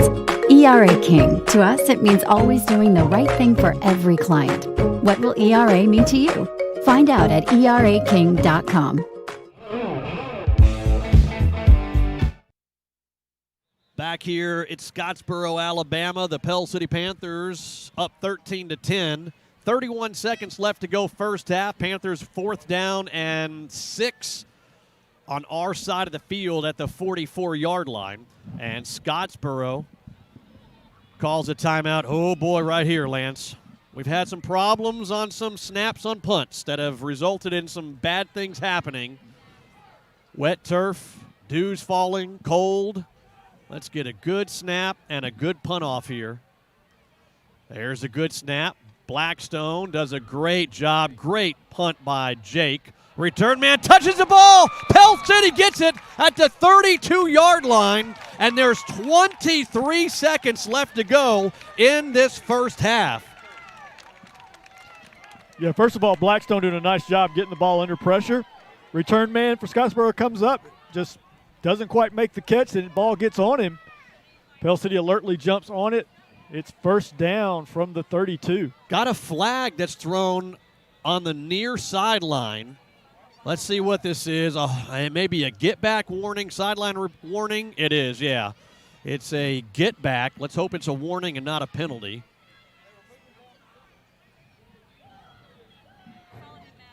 Watch the white hat here. It's the get-back against Pell City.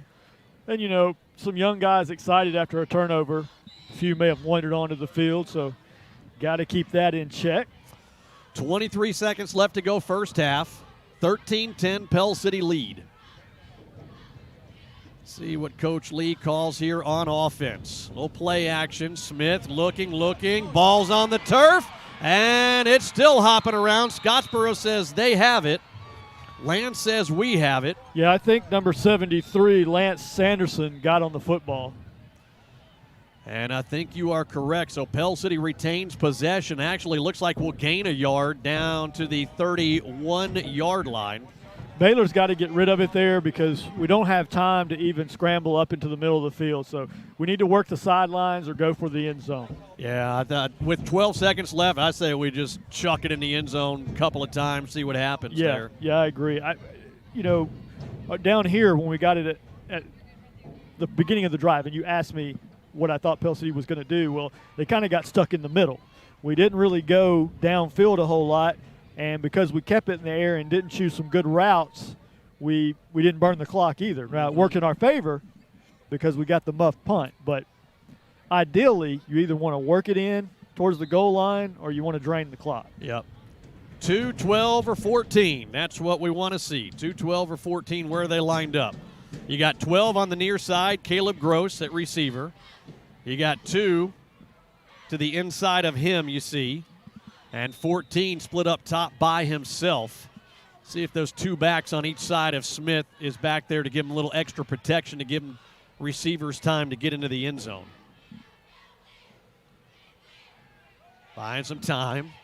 Smith is going to run out of bounds, and the clock will stop at 5.4. Gets a yard maybe down to the 30-yard line on should be, is this third down or fourth down? Regardless, we only have time for one play with 5 seconds left. Yeah, just got to make what you do here is make sure you get the ball up in the air and give somebody a chance to make a play. Throw it regardless. Yes. Just throw it regardless. Coming in, another receiver, Carlos Herring. Out comes the running back, Stephon McGraw. Twins to each side. Gross and Borden to the near side.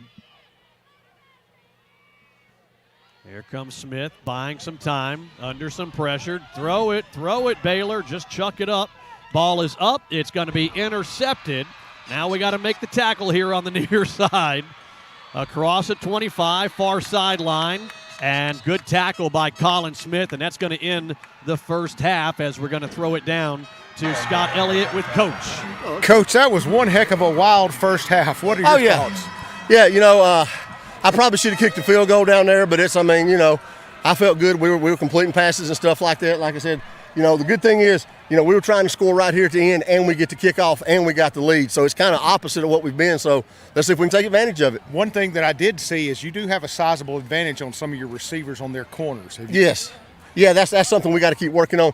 Right there, they were going to back up. They weren't going to give us first thought is fade ball because we're bigger than they are. But they're going to back up in that situation and take us away. So we're trying to kind of throw it across the middle, and we just held on to it a little too long. All right, thanks, Coach. Coach Wayne Lee and Scott Elliott on the sidelines there. Let's take a timeout. When we come back, we'll take a listen into the high school marching band of gold here from Pell City. Doing a great job as always. We'll take a look at our first half stats as we enter halftime festivities. It's Pell City 13 and Scottsboro 10. It's Panther football here on 94.1 The River. Main Street Drugs in Pell City wants to serve you by providing fast and friendly service, convenient drive-through, and home delivery. All major insurance plans are accepted, including workman's comp claims, free COVID vaccines, and wellness checks for PHIP insurance plans, including spouses by appointment. And the gift shop has everything you need to show your team pride: football spirit wear, game day jewelry, stadium bags, hats, home decor, and more. Like them on Facebook. Main Street Drugs and Gift Shop, your hometown drugstore.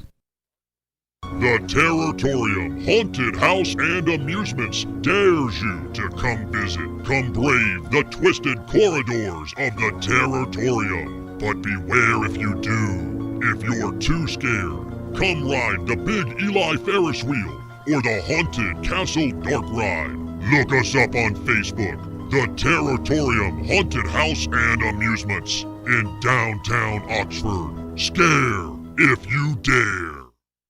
Since 1989, Metro Bank has continued to build on the philosophy of friendly, caring bankers that work to meet the needs of everyone in the community. Whether it's personal or business checking, investment accounts, consumer and commercial lending, home mortgages, equity lines of credit, and more, Metro Bank would love the opportunity to serve you.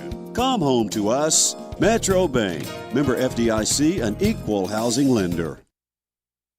Good Game Company has been a mainstay in St. Clair County and far beyond since 1955. A strong supporter of local schools and charities, Good Game Company is a believer in giving back to its communities. With nearly 100 employees, their projects include Honda of Alabama, Benjamin Moore, WKW, Metro Bank, and the All-American Ford. Good Game Company, proud to support local athletics and academics. We're back here at Scottsboro High School. Let's take a listen in to the Pell City High School Marching Band of Gold, brought to you by our friends at Good Game Company.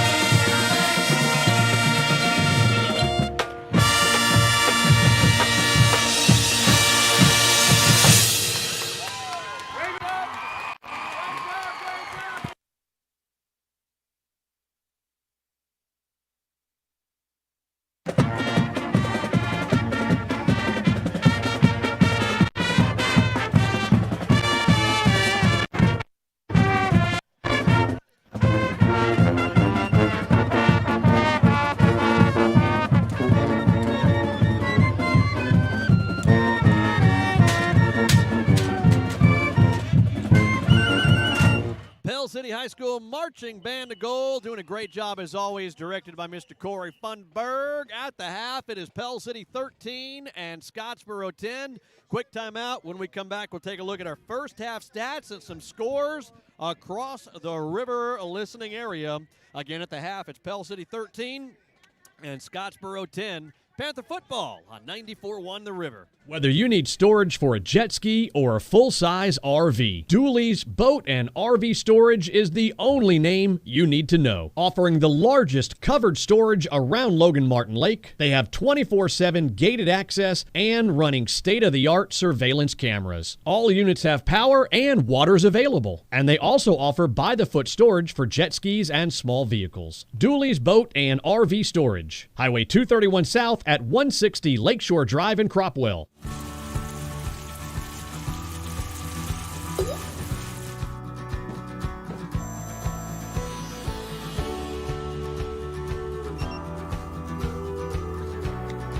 When fire and water threaten your home, hand the cleanup over to the team that stays with you every step of the way in your journey back.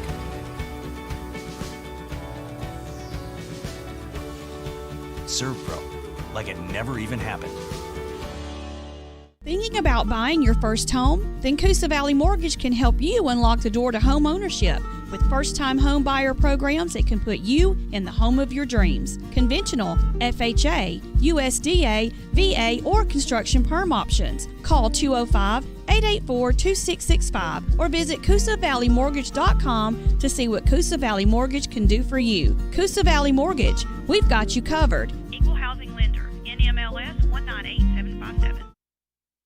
Discover the Diversicare difference at Diversicare Pell City, where we are a respected provider of post-acute healthcare services. Whether your medical needs are short-stay rehabilitation, complex medical care, or long-term care, Diversicare Pell City has a comprehensive team that is trained to administer high-quality healthcare. If you would like to learn more about Diversicare Pell City, call 205-338-3329 or visit diversicareofpellcity.com. Jake from State Farm. I would like to formally extend my gratitude for the Russell rate on my insurance. Do you mean surprisingly great rates from State Farm? I don't believe in accepting help, but I'll make an exception. Here's the deal, Russell. There's no special rate. These prices are for everyone. Consider us square. I made that from memory. I know your face that well. For surprisingly great rates and great service, call State Farm agent Bart Perry in Pell City. Like a good neighbor, State Farm is there.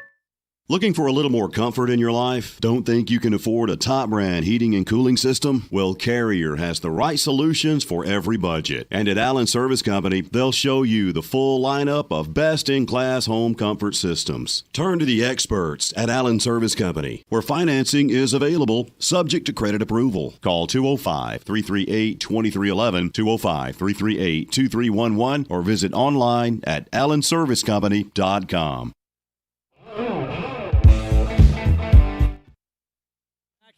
At Scottsboro High School as the Pell City Panthers up 13-10 at the half. Coach Wayne Lee with a lead at the half. That's always a good thing. And as Coach pointed out, we got the ball coming out of the locker room. And, the opening drive for Scottsboro, the triple option, they averaged about 13 yards per rush, marched it right down the field, and we thought, oh, crap. Pell City comes back, marched it right down the field, 7-7 opening drives. And then the defense has kind of took over from there, a 13-10 lead for Pell City at the half. Stats brought to you by Allen Service Company. Baylor Smith having another effective game, a solid first half. He was 12 of 16 through the air for 142 yards and 2 touchdowns, no picks. Those completions going to Borden, who had 4 receptions for 64 yards. Colin Smith had 3 catches for 14 yards. Gross stepping up big, talking about number 12, Caleb Gross. He had 3 catches for 63 yards and a touchdown. Deontay Reese had 2 catches for a yard. 1 catch went -5. The other went for 6 yards and a touchdown. So a touchdown for Deontay Reese as well.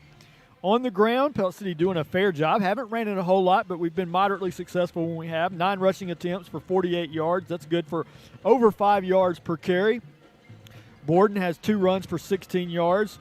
Most of the running has been by our quarterback, Baylor Smith, who's got 7 carries for 32 yards. So not showing much from the running backs. Flipping it over and taking a look at Scottsboro. They have 21 rushes for 96 yards on the night. They have 121 total, so 3 of 4 for 25 yards through the air. That's all right. And so they have 121 at the half. It is 13-10 at the half. Pell City leading. So there's a look at your halftime stats brought to you by Allen Service Company. You saw some highlights, the 2 scores by Pell City there while Lance was reading the stats and looking at some scores across the area. You know, one of the games that John and I were talking about on the air this morning, and I've been talking about this game really for the past 2 months as I kind of looked at the schedule for each of them and talked about it a lot. Leeds at Alexandria. Leeds 9-0, Alexandria 9-0.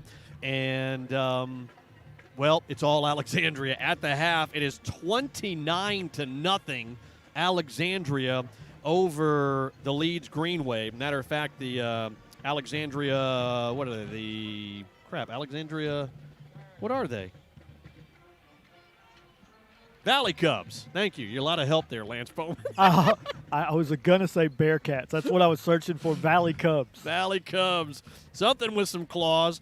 Anyway, they have a 9th grade kicker. He made a 46-yard field goal, so they're pretty set in that aspect for the next several years. But 29-0 Alexandria over Leeds. That one is at the half. Well, that's one of those games, and like you said, you'd been thinking about it. If you look at the schedule and if you looked at results, even though both teams were 9-0, you had to realize that Alexandria was the stronger team, just like Hoover and Thompson in that 7A battle tonight, where I'm telling you, Thompson is one of the best football teams around in a long time. I expect that one to be Thompson in a rout. And who would have thought you would say that about a 9-0 Hoover team? Yeah.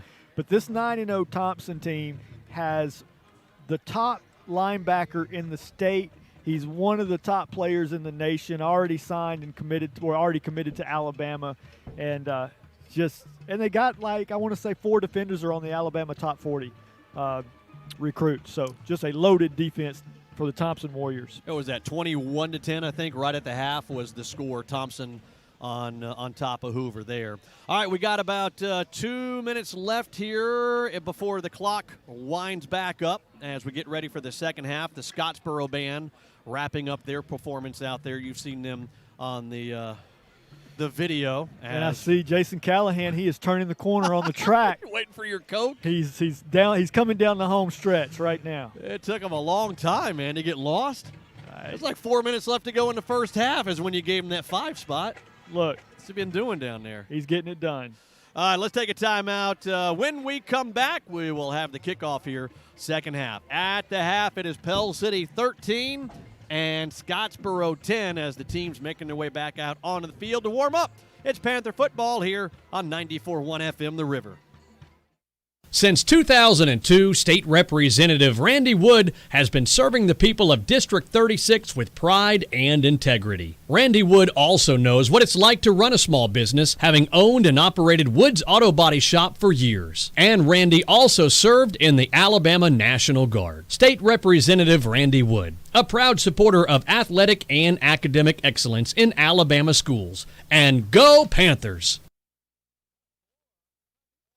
This is Teresa Carden with Lake Home Loans at Classic Home Mortgage. Our team works together to carry you to your goal to purchase or refinance for better rates, shorter terms, or cash out, or all three. Good luck to the Pell City Panthers for a winning season. Play-by-play and working together, you can win. Let our team take you play-by-play to your home loan goals. Teresa Carden, Classic Home Mortgage, 205-405-0603. That's 205-405-0603. Hi, I'm Adam Stocks, owner of 94.1 FM The River. Thanks for watching high school football here on our social media platforms, whether you're watching Pell City or Springville. Also want to thank our advertisers who support us and allow us to bring this product to you absolutely free of charge. You pay nothing to watch this broadcast. thanks to our advertisers. So if you need their services, please give them a call. If you know them or you're around town, stop by, let them know that you appreciate them supporting our communities and our teams, and we ask that you do the same. If you have a business that you would like to get in front of nearly 20,000 eyeballs every Friday night, between Pell City and Springville, nearly 20,000 views for these two football broadcasts, you can shoot us an email, adamstocks@theriver941.com. That's adamstocks@theriver941.com. Go Panthers, go Tigers. Now at McSweeney Chrysler Dodge Jeep Ram, it's tailgate time and used car clearance pricing continues. Payments as low as $199 a month. Don't let credit block you. McSweeney makes it happen with all kinds of credit every day. Plus, introducing our black tie experience. Every McSweeney vehicle now comes with 2 years free maintenance, free car washes, and more. Only at McSweeney Chrysler Dodge Jeep Ram. I-20 exit 158, under the biggest American flag in Central Alabama. We have facilities that need renovating and modernized. We have programs that need to be integrated into our schools. If we have better schools and better facilities, we will have more people, more businesses come in, your home prices will rise, and all of this will be a boost to our economic community. As an alumni, I ask all of you out there to please help the vision of our school system become a reality. Your exclusive Bobcat dealer for East Central Alabama is Bobcat of Gadsden, and they're a full-line Bobcat dealer for construction and agriculture. They specialize in parts, service, sales, and rentals. And right now they have up to $3,000 in rebates on new purchases and great financing rates. Bobcat of Gadsden, same-day delivery on rentals, factory-trained service technicians, and they're ready to serve you. Call 256-563-4001. Looking to break free with internet that will not hold you back? Only Hargray offers the fastest internet in town with unlimited data, as well as local service and tech support. Try Hargray stress-free with no contracts and a 30-day money-back guarantee. If you want speed, reliability, and great value, call 205-350-9885. Go to hargray.com for more and switch to Hargray today. I'm Laurie Brazier, a realtor with Fields Gossett Realty right here in Pell City. I grew up on Logan Martin Lake and have many special memories of skiing, boating, and cookouts with family and friends. My husband and I bought our first lake home back in 1999, and that began an adventure of making new memories with our own children here in the beautiful Pell City area. I'd like to help you find a way to make memories in your new home. That's my specialty, listening to your needs and helping you buy or sell your own home. Back here at Scottsboro High School, it's Pell City on top of the Wildcats, 13-10 as we wrap things up here in the halftime festivities. Great job by the Pell City High School Marching Band of Gold. Hopefully you're able to watch and listen to that one. We got a good one brewing here. The 2-6 Scottsboro Wildcats, both wins, fourth quarter comebacks. Heard that on their coaches show on the way in. So this is a team that can come back. Obviously, this game, long way from over with Pell City just having the 3-point lead. Pell City had a mishap on the extra point on the last touchdown, so that's how we arrived at 13. Scottsboro scored on their opening drive and then added a field goal, a 47-yard field goal in the second quarter. But Pell City, after that opening drive, really clamped down on the rushing attack and that triple option that has been run by the Wildcats. Wildcats kicking from right to left. Return man on the near side looks like Colin Smith as he's trying to find running room. It allows enough time for one of the defenders to track him down from behind up to the 24-yard line. Looks like where Pell City will take over to start the opening drive here in the second half.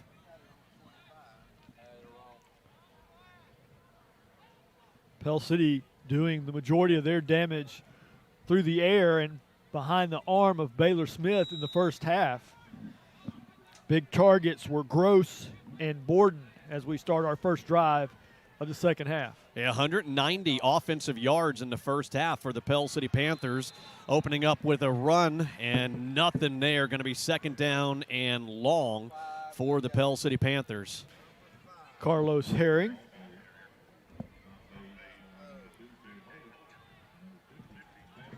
For a minimal gain. I think they'll say 1. Just getting underway here in the second half. Opening drive for Pell City. On top 13-10 here at Scottsboro. Out of the shotgun, Smith looking to throw again. Looks near side, nothing there. Colin Smith, first down and more, following some blockers. On his feet across the 40, up to the 45-yard line. A Main Street Drugs and Gift Shop. Another good catch by number 14. Colin's 4th catch of the night, and that one for his biggest gain, as he'll take the ball out to the 45 for a 20-yard gain by sensational junior Colin Smith. 4 catches, 34 yards for Colin Smith so far tonight. Again, looking to throw. Baylor one hops it to Colin at the 45-yard line. That's going to be second down and 10 as the clock stops at 10:44 here in the third quarter with the Panthers up 13-10. Baylor just errant on that pass. He had an open Colin Smith, just grounded the ball, didn't put quite enough on it to get it out there to him.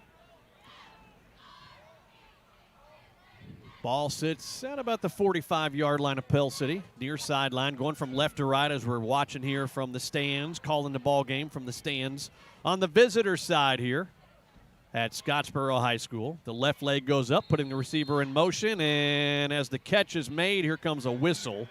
So the play not going to count. I think we're going to have motion against Pell City before the snap.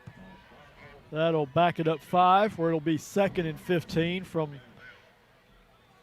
just inside the 40-yard line. Nose of the ball not quite to the 40 in Pell City territory. 10:42 left to go here in the third quarter, just getting underway in the second half. Pell City on top, 13-10. Yeah, second and long, 2nd and 15. Baylor looking to the near sideline as the play is called in. Play clock down to 10, still plenty of time. Looking to throw, complete to Gross. Makes the first man miss. Second, third, and fourth bring him down right at about the middle of the field. Good job, good catch by Gross, and really good job of the yards after catch there. Yeah, Gross getting more confident every week out and having one of his better games right now. And I think with each catch, that just gives him a little more confidence going forward. Just a sophomore, but I think he's got big play capability in his Pell City career ahead of him. On 3rd down and 6, under pressure, throwing the ball away. Luckily, the DB can't get there in time. It falls incomplete, 4th down. Let me give you some scoring updates from across the area. Playoff implications, Raglan at Victory Christian. Raglan right now up 12-6 over Victory. All right, so you've seen Oxford, you've seen Fort Payne. What do you think the score is at the half? Who's leading? That could be a close game. I feel like I'd probably still say Oxford. At the half, Oxford 28, Fort Payne 0. Yeah, I feel like they're stronger, but I'm surprised that Fort Payne's not playing them a little bit tougher than that. Blackstone, good snap, gets the kick underway. Good spiral kick, calling for a fair catch last time, and he puts it on the ground again. Scottsboro says they have the ball, and the referee says, yes, they do have the ball. So that's 2 punts, and both of them, the return man puts the ball on the turf. The first one, Pell City is able to pounce on. The second one can't get there quick enough. Let me give you one more scoring update. Lincoln and Moody, it's the winner. They get the 4 seed. The loser, no playoffs. This one at the half, Lincoln 10, Moody 7. Blackstone, Adam, continues to improve week to week, too. He's done a nice job kicking tonight. Great punt there. Panthers now out on defense with a 13-10 lead with 9:53 left to go here in this third quarter. in the triple option. There's the quarterback, pulls it out of the gut, looking to pitch. Nobody back there. Boy, I wish he would have. That would have been a scoop and score for Pell City. But instead, a big-time tackle for a loss. And Pell City, Lance, really starting to figure out the triple option here, the latter part of the second quarter now, early in the third quarter. L.J. Berry on the tackle. Seeing this guy play some different positions. He's another sophomore. I think coaches are liking what they're seeing from him and seeing him get some action on offense and defense here in the latter part of the season. Long second down and 12. The ball back at the 14-yard line of Scottsboro.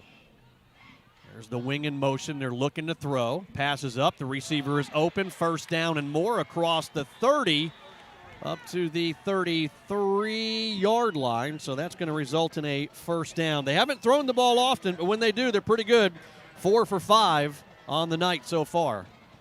Yeah, and a lot of times that contributes to your success. They run, so they get everybody pinching up, and it's almost a surprise as the refs are going to step in and whistle it for dead for just a second. Scott, did you see what that was about? Yeah, the little stopper on the bottom of the yardstick came off, so they couldn't pull the chain. Scott Elliott always on top of things. 8:53 left to go third quarter. 13-10 lead, Pell City here. Couldn't do anything on their opening drive in the second half, had to punt it away. And now here's Scottsboro with their opening drive in the second half.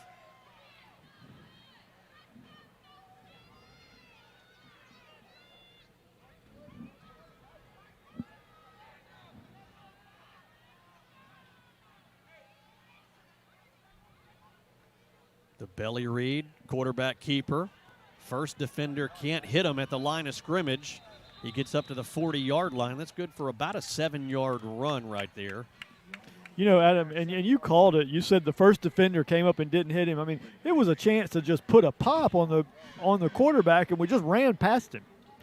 Just missed him on that one.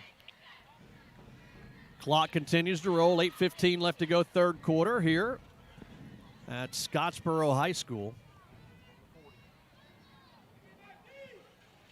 Pell City with a 13-10 lead. Play clock down to 10 as the new play comes in from the sideline. Quarterback under center. Again, the quarterback keeper. And he's going to be close to the first down marker. Scott says about a half a yard short. A lot of Panthers over there, but I saw Matthew Swain, number 64, at the bottom of the pile. So third down and very short, about a half a yard. It sits at the 42.5. They got to get to about the 43.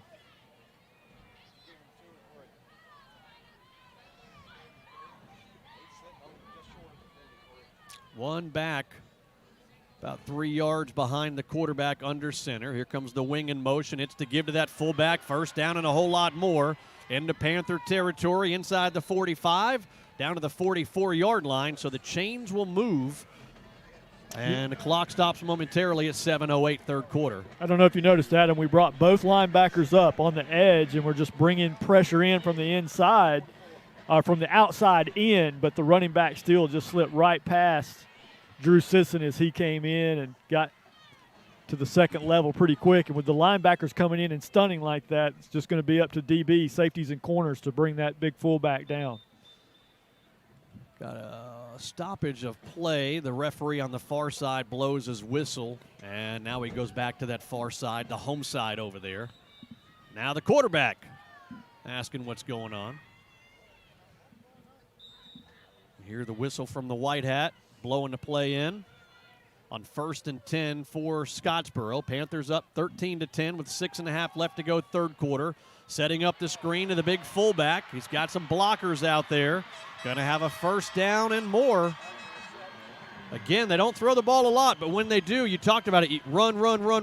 You just bring all those guys in the box trying to shore it up, and before you know it, there comes a wing or that fullback slipping off from the side. 6:15 left to go. Big gain right there. That's inside the 30. They're going to spot it at about the 26-yard line, we'll call it.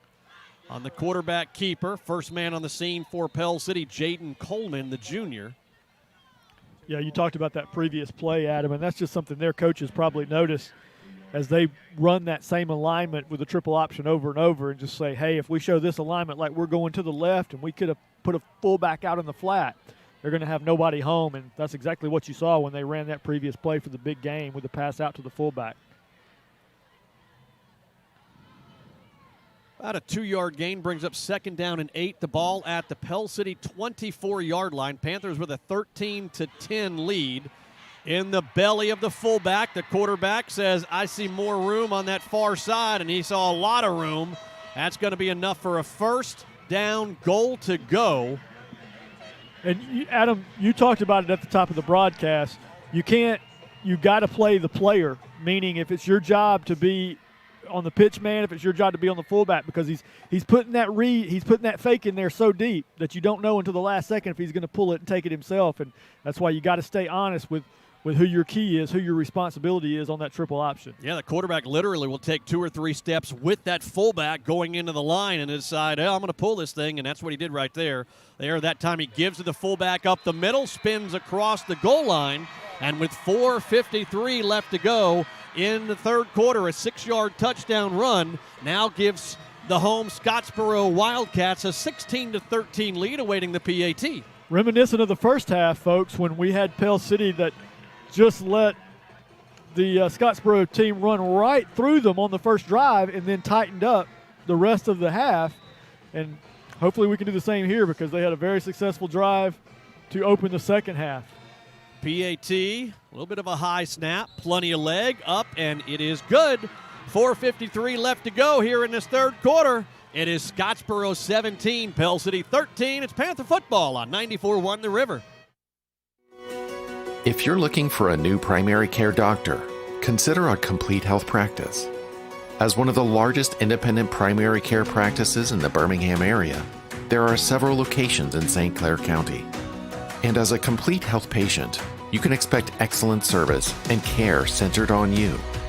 Visit them at CompleteHealth.com to find a practice nearest you. Complete Health. Patients first, always.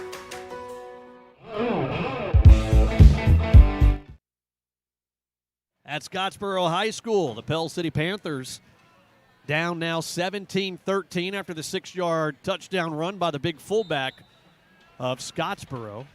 Let's see what Pell City can do here on special teams. Haven't really had any good returns so far. Here comes Colin Smith again about the 13-yard line. Going far side across the 25 to about the 28, 29-yard line.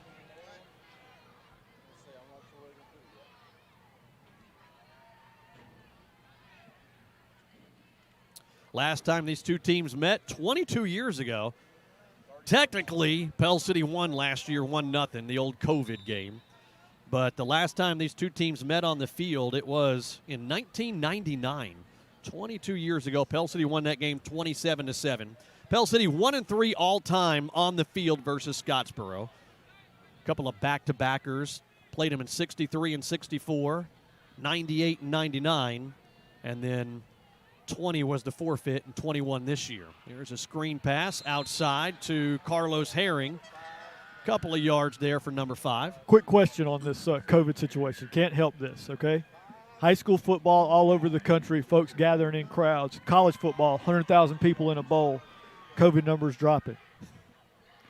I don't understand COVID. Thank goodness Dr. Fauci told us we could gather with close family for Christmas, huh? Come on, I don't know if I don't understand COVID or I just don't believe what we're being told. We got 2 games left. You're bringing up COVID? Come on. 4:10 left to go, third quarter. Smith looking near side. He does dump it off up to the 40-yard line. The catch is made by Gross. Is that enough for a first down? It is a Main Street Drugs and Gift Shop first down. Very important first down for Pell City to pick up here. Trailing by 4 now. Got the ball out to their own 40. Under 4 minutes to go here in the third quarter. Gross down low by himself on 1st and 10. 3 receivers up top. Smith, the lone receiver up there. Wow, Gross, look at him. Hang on to that ball, Gross, at the 40, the 35, the 30, Woo! This close from being a pick six going the other way. Gross does a great job hauling it. On the turf it goes, right back into his breadbasket. A Main Street Drugs and Gift Shop first down. First and foremost, the concentration of Caleb Gross to catch that ball when it was almost knocked away by a defender. I mean, the defender comes through his vision and everything. He hangs on to it, runs, breaks a tackle, fumbles, and picks it up. All of that to take it all the way down inside the 30. A 32-yard throw and catch as we get back to live play after seeing that replay. That's going to be a keeper by Smith, Baylor Smith. That's a 4-yard gain right there. Yeah, that replay as we watched it, I mean, it went to the turf and right back up to his hands. Yeah, great concentration to catch it, broke a tackle, and then even got a basketball bounce down the field after he lost the football. 3 minutes left to go third quarter. Panthers down 17-13. One more game left for Pell City, going to be at Mae Jemison up in Huntsville. There again's a throw. This one as number 2, Kentrell Borden turns around. There's a DB all over him. Minimal gain, maybe a yard. It's third down and long for Pell City from the 23 of Scottsboro. Yeah, it'll be 3rd and 6 for Pell City. Let's call it 5. So, and Pell City in this area hasn't been very keen on going for field goals, so we'll see what they do here should we not get it on 3rd and 5. Smith set up top by himself. That's where Baylor Smith's looking. He overthrows Colin Smith and off the fingertips of the safety out there. And here comes a 4th down and 5. 2:39 left to go third quarter. 4th and 5. Panthers down 17-13. And the ball at the 23-yard line. Yeah, that pass just sails on Baylor because Colin runs an out route over there on the far side of the field, and that should have been a completion had we just been able to get the ball to him. 4th down. Coach Lee says, let's go for it. Play clock at 10. Baylor Smith looking to the near sidelines. He's got the play. Out of the shotgun. Looking to his left. Here comes some pressure. Now throwing back. It's going to be incomplete. Panther faithful looking for a pass interference on the DB playing on Caleb Gross. Let's take a look at the replay here, see if we see anything. Number 12, Gross. See if we see any of the DB here playing anything. A little friskiness. A little bit late to get in there.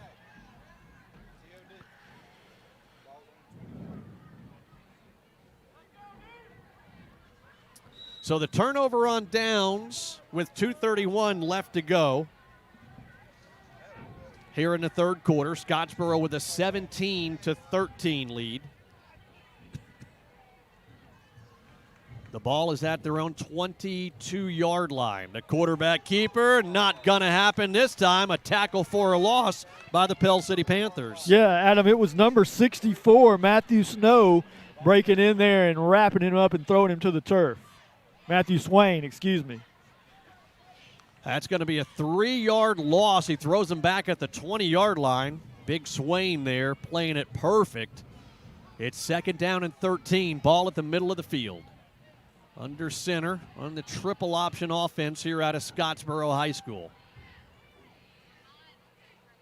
There's the give to the fullback. He's going to get up to the 25-yard line. That one good for about 5. Still going to bring up 3rd down and long. Not what you want if you're a triple option offense, a 3rd and long scenario. Let's see if our defense can make another big play here. Yeah, it's a much-needed time, a perfect time for a 3 and out for this Pell City defense. And 5, his passing scenario on 3rd down and 8 for Scottsboro, and they've been able to convert most. They're 5 of 6 through the air for 61 yards. 1:18 left to go. Quarterback is dropping back to pass. It's up, and a great play there by Jaden Coleman, tipping that thing away from the receiver, and it's going to be 4th down long. Here comes the punting unit. That's just what Pell City needed. Our offense has began to sputter just a little bit. First thing, Adam, as we'll see on the replays, we get good pressure on the QB. Okay, that's going to start things.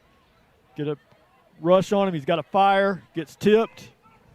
Great job by two Panther players there, one rushing and the other tipping the ball away.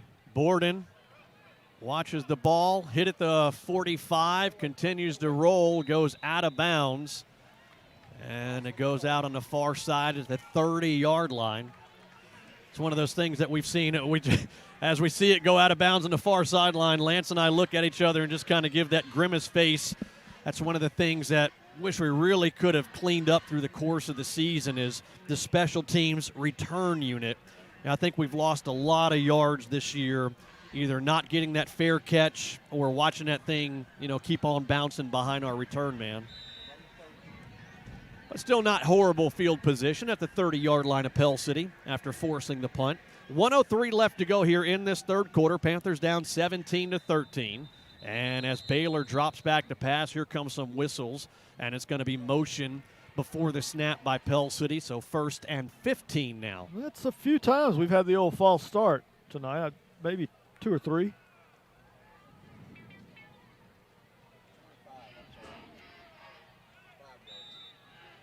And when you're struggling getting those first downs, you don't want to make it any longer than it has to be. So 1st and 15 from the 25 now.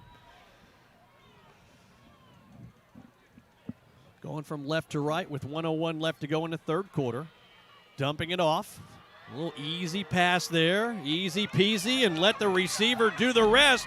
First down and more, picking up some blocks. Inside the 40 goes Carlos Herring, and the ball goes on the turf, and it's recovered by the Scottsboro Wildcats at their own 26-yard line. Let's watch this again. Lance, you were saying you thought he was down?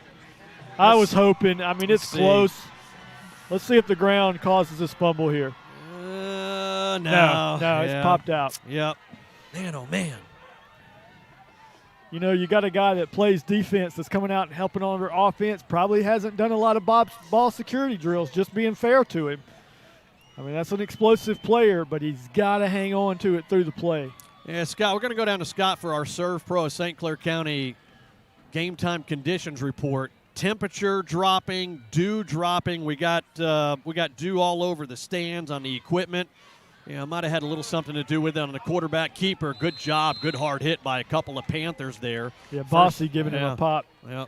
Let's go down to Scott right after this play. We'll get that Serve Pro of St. Clair County game time conditions. A little chilly up here, I can tell you that, out here in the stands.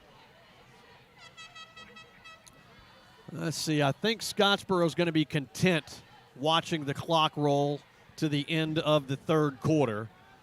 Well, Scott, I'll tell you what, we'll get those game time conditions right when we come back. So that's going to take us to the fourth quarter. So as we go to number 4, it is Scottsboro 17, Pell City 13. It's Panther football on 94.1 The River.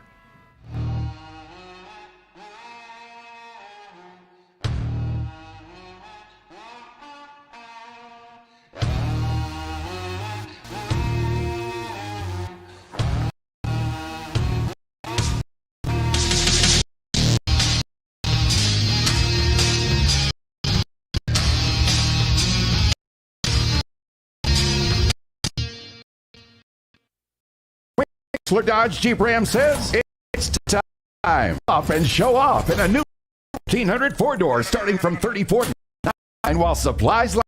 Ram Pell Pro, largest truck Southeast. Buy a new Ram 1500 4-door starting from $34,999. We need Jeep Ram I-20 exit 158 under the American flag in Central.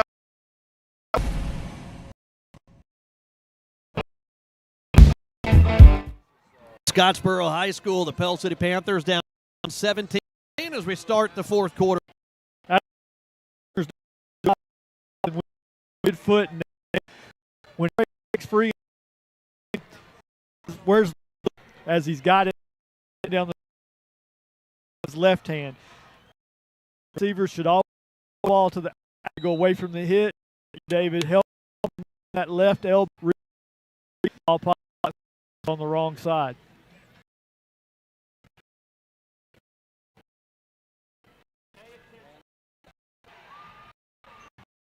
As we go to the quarter, Scottsboro with the ball, second and count that where he went down at about the yard line. I to Scott 4 inside the 30, right down.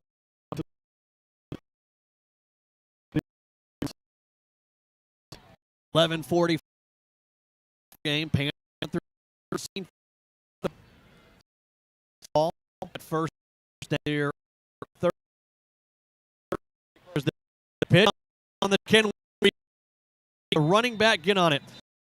First half, I felt like all they've had some long would be on the turf sooner. Only we can't get there. No.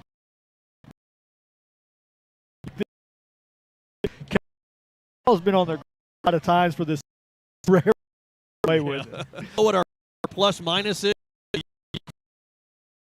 by not our guys still takes a roll to the guy wearing jersey and we tough time jump from here in tonight's game. So I got your 9 and there's again great job stuff there.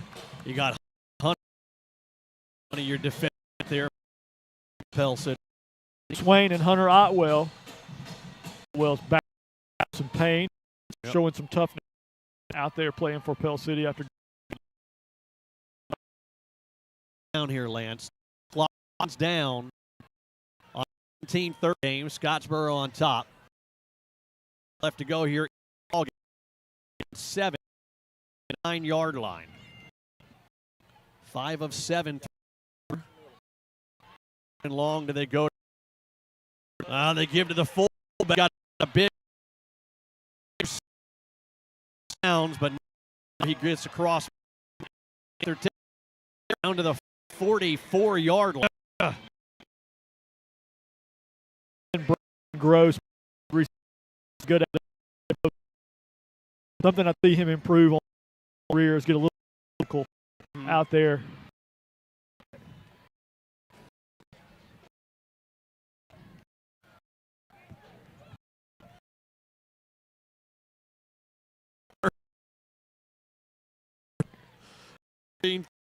Scores and the give right up the middle. I'm going to touchdown. Smith down to the 17. Elliott for our serve pro Clear County. Time condition. You said earlier that they're grass. You listening all across. Lance throws up his arms. It's 55 degrees. Humidity at a little damp. Great job, Scott. My with you, buddy. First and 4, 18-13 lead. We those big holes in that quarter and most of the third quarter, but right now they are dashed first after the yard run at the Panthers 6. And again, you know, hey, let's go back. Job gives us a pretty much worth about when you put it on the ground and give it right back to them. 9 minutes as the clock rolls in the game, knocking on the door, 1st and goal for Scottsboro. Quarterback going to get into the zone. 8:50 left to go in the ball game. A 6-yard touchdown run. Now gives a little bit more cushion for the home Wildcats. 23-13 lead. Man, and it is just so indicative of the struggles this team has had. I mean, you're right in the middle of it, 17-13. You get a 3 and out. You get an explosive play, but you fumble it. And now another drive by Scottsboro. Extra point is up, and it is good. 8:50 left to go in the ball game. We got a flag down. Let's see what this is before we hit a timeout here. Extra point was good. Let's see what it's against. As the white hat you see on your screen there, conversing with a couple of the referees. being on the visitor side. White hat, of course, motioning. That is going to be a personal foul against the Pell City Panthers. That's probably going to be assessed on the kickoff. Extra point is good. They're going to keep it here. I think I have the temperament of some of our teenage players because I feel the frustration. That last sequence of events kind of was enough for me. I mean, you're out there battling, you're fighting, you know guys are playing hard. You just can't fumble the ball at that time in the game. And Carlos Herring is an excellent player. I'm so glad to have him back, and he's made big plays all year, and you can see his frustration. And it just goes back to Pell City. If we're gonna make that mistake, it just seems like it's always at the worst possible time. Yeah, Carlos Herring, a junior, so we got him back next year as a Panther. Carlos, kind of the leader back there in that defensive backfield, made big plays in the kickoff return game, and made a big play for us there. Just got the ball knocked away. Could happen to anybody. Yeah, that 15-yard penalty was assessed on the kickoff, and I think we had one of the Scottsboro players take off before the ball was kicked, so it was at the Pell City 45.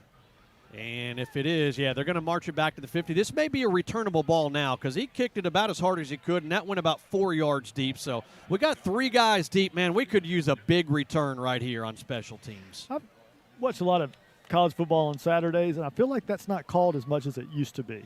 Like I see some college teams getting in front of the kicker, too, without the refs calling it. Good to see that called. Got Borden. Looks like Herring and Smith, the 3 guys that are back. And this one is going to go a couple of yards deep as Carlos Herring catches it. 2 yards deep, and that's going to be a touchback for Pell City. We got to get something rolling.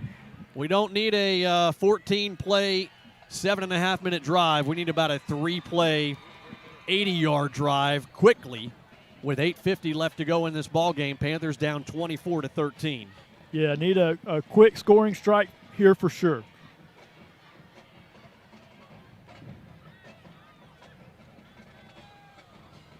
A little chilly out here. Snuggle up a little closer to me, if you will. Where are you going? As far as where this quarter will allow me. Panthers with 316 total offensive yards in the ball game. 257 through the air, 59 on the ground.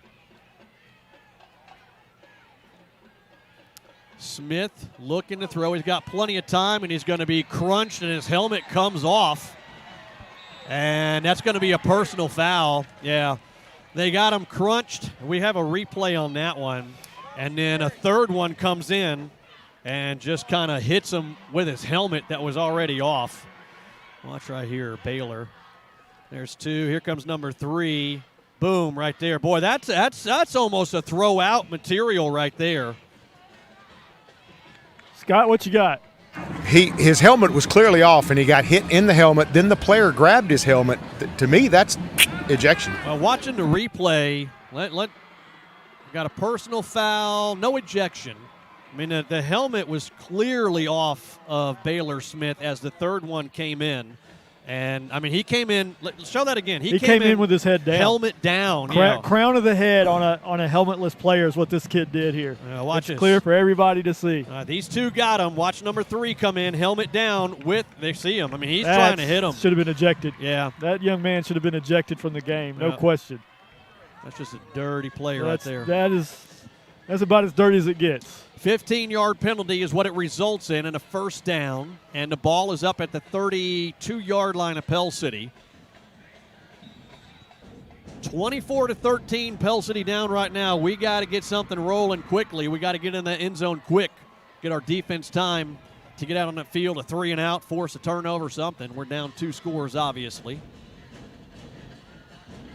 Baylor throw across the middle of the field is complete to Kentrell Borden. That's going to be good for 12 yards. A Main Street Drugs and Gift Shop first down up to the 46-yard line. Colin Smith is the Panther down.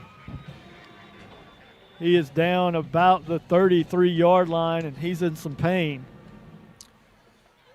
We got a I don't know if we happen to get a replay on that game or that last play. Tiffany's looking at the replay I'm not right sure. now to see. I didn't see what happened to Colin. I didn't see it anywhere. He's back on his feet. That's the good thing. So you see Mitch Bibb, the trainer for Pell City, along with a couple of the other student trainers. I think he took a shot to the middle. He was kind of like his upper abdomen or lower chest is where he was grasping. Smith on the night, what has he got? 4 catches for 34 yards. Alan Rowan diagnosed it as a shot to the sternum. Yeah, watching Smitty come to the sidelines. He's going to sit on the bench, and Mitch going to talk with him a little bit. 8:19 left to go here in the ballgame. Panthers down 24-13 on that first down catch by Kentrell Borden. We have the ball at the 46-yard line.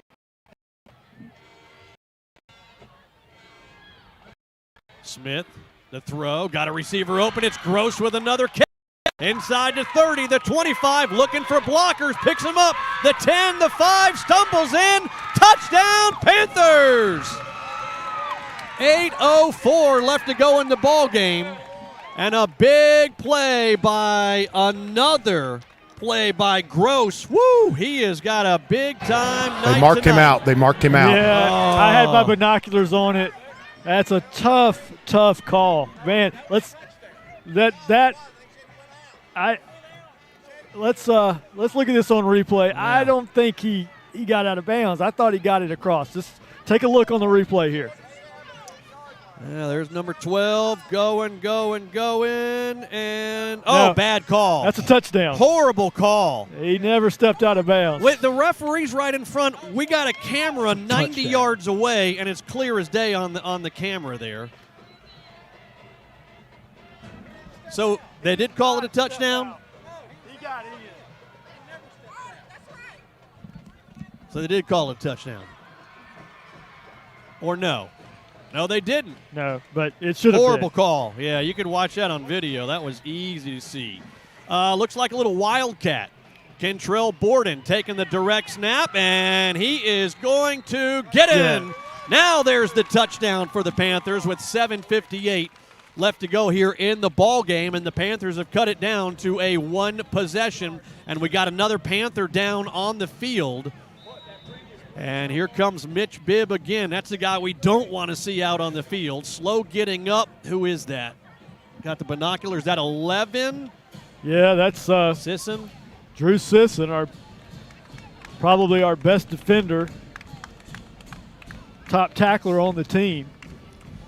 Caleb Gross, 6 catches, 157 yards. Should be 159 yards and 2 touchdowns. Yeah. Horrible call by the referee. What you got, Scott? We're going for 2 out there on the field. Colin Smith is back in the game. All right. 20. Go ahead. I was just going to say this is the right call. You want to go for 2 to make it a field goal difference in the game. 5 points, pretty worthless.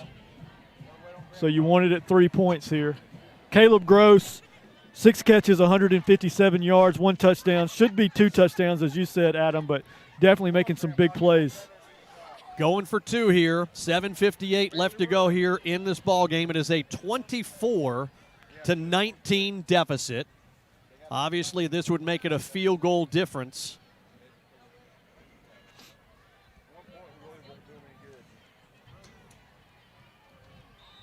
Yeah, no harm done if you don't get this here. Great if you do. You get it within a field goal. Definitely the right call. Baylor Smith at the quarterback position. Empty backfield. 3 receivers up top, 2 down low. Colin Smith is back in at receiver. He's down low, now by himself. Baylor, the throw. It's complete. Does he get in? Off goes the helmet. 2-point conversion is good. Is that 5? Yes, that's a great 2-point conversion. Carlos Herring there. So with 7:58 left to go here in this ball game, it is now a 3-point game. It is Scottsboro 24, Pell City 21, and we're still waiting for them to put the points up on the scoreboard. What are we waiting on over there? In my opinion, there should be a penalty because they ripped our player's helmet off again. I was you know what, Scott? I bet they're over there trying to use that against us, though, and they're going to say the play. Yeah, they're going to say it's dead where the helmet came off, so we didn't get the 2-point conversion. Good gracious. Okay. Let me show that one more time. Was that on us, or was it the hit? Did they grab it? All right, let's watch this again. The throw. Here's Herring's catch. There's a hit. Yeah, it came off. It was a helmet-to-helmet hit. So the two-point conversion is no good. As Lance said, the ball was dead as soon as the helmet came off right there. That's double offensive since they let our quarterback get basically targeted with his headgear off. Yeah. What you got, Scott? Coach is over here. He got a little upset. He threw his headset and never mind. I can't say what was said. Yeah, that's a garbage call. I don't blame him. 7:58 left to go in the ball game, so it is now a 5-point deficit instead of a 2 with that 2-point conversion. 24-19 the score. Best news, you were talking about the time frame. We did that in under a minute. Yeah. Yep. We're a defensive stand away from taking the lead back. Let's take a look at our stats here. Our Allen Service Company in-game stats so far. Pell City, 21 of 29 through the air, 325 yards for the Panthers on offense, and all of those coming courtesy of Baylor Smith. On the ground, 13 rushes for 62 yards, so 387 offensive yards tonight. Baylor Smith, again, 20 of 28. Yeah, and actually 3 of 22 since we lost the 2-point conversion. But still, 20 of 28 for 322. Of course, it's Gross having the big night tonight. Kind of a coming-out party for Caleb Gross. Gross, again, 6 catches, 157 yards, and a touchdown. Actually had 2. But the referee say he stepped out at the 2-yard line, which was clearly a bad call on the video that we saw there. So now the defense definitely needing to step up, and we've got some movement by Pell City. They're backing up 5 yards. Come on, guys. I'll tell you. Delay a game. No, it's not. It's a false start against Pell City. The one on here on the near side said delay of game, and the clock was at 0. So the two over here are doing the false start against Pell City. I've never in my life seen delay a game on a kickoff. If we just did that, we're in uncharted territory. I want to jump back to Caleb Gross and talking about him. Adam, exciting to watch. Long strider. Have you noticed that? Yes, absolutely. When he gets out in front, it doesn't look like he's going that fast, but he's pulling away from people. Well, at 6'1", he's got some live ball. Again, the short kick by Blackstone, trying to find that dead area is what they're trying to find, and got close but not quite. A 32-yard line of scrimmage is where Scottsboro will start off with. Yeah, and that's tough because I was critical earlier, and if you find that dead spot, that soft spot, you look like a genius. If it goes right to a guy and he gets a nice return, you look like, everybody's like, what are you doing? And I was one of them, but it just, execution. It comes down to execution some point. 7:56 left to go here in the ball game. Panthers down 24-19 against Scottsboro. The triple option out of the offense of the Wildcats. There's the give to the fullback. The last 3 or 4 times we saw that, he went for about 20 each time. Not that time. He goes for about 1. Scott Elliott and I make the same sign and nothing doing as we just stuffed them that time and really, really need to get the ball back here for our offense. We've got plenty of time left, but we don't need another one of those time-consuming drives by the triple option of Scottsboro. Go ahead. I was just going to say for 2 reasons. We can't give up another score, and we've got to have time to score ourselves. 2nd and 9 for the Wildcats. Clock continues to wind down at 7:20. There's a big hole right there across the 40. Spins close to the first down, but maybe a yard short.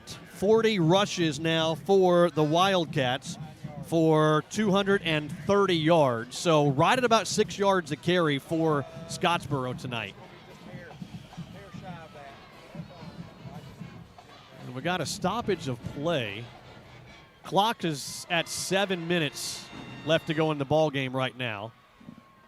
I don't know why the clock stopped unless they're going to measure. It doesn't look that close, does it? Yeah, Scott says it's like a half a yard, maybe more. Yeah, the white hat, you see him looking over the ball, looking at the near sidelines. I don't think this is going to be close, do you?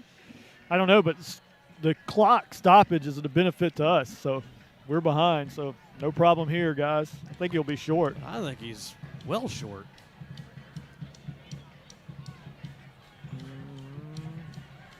What are they doing? I have no idea. It's short, but it's only it's half the ball length.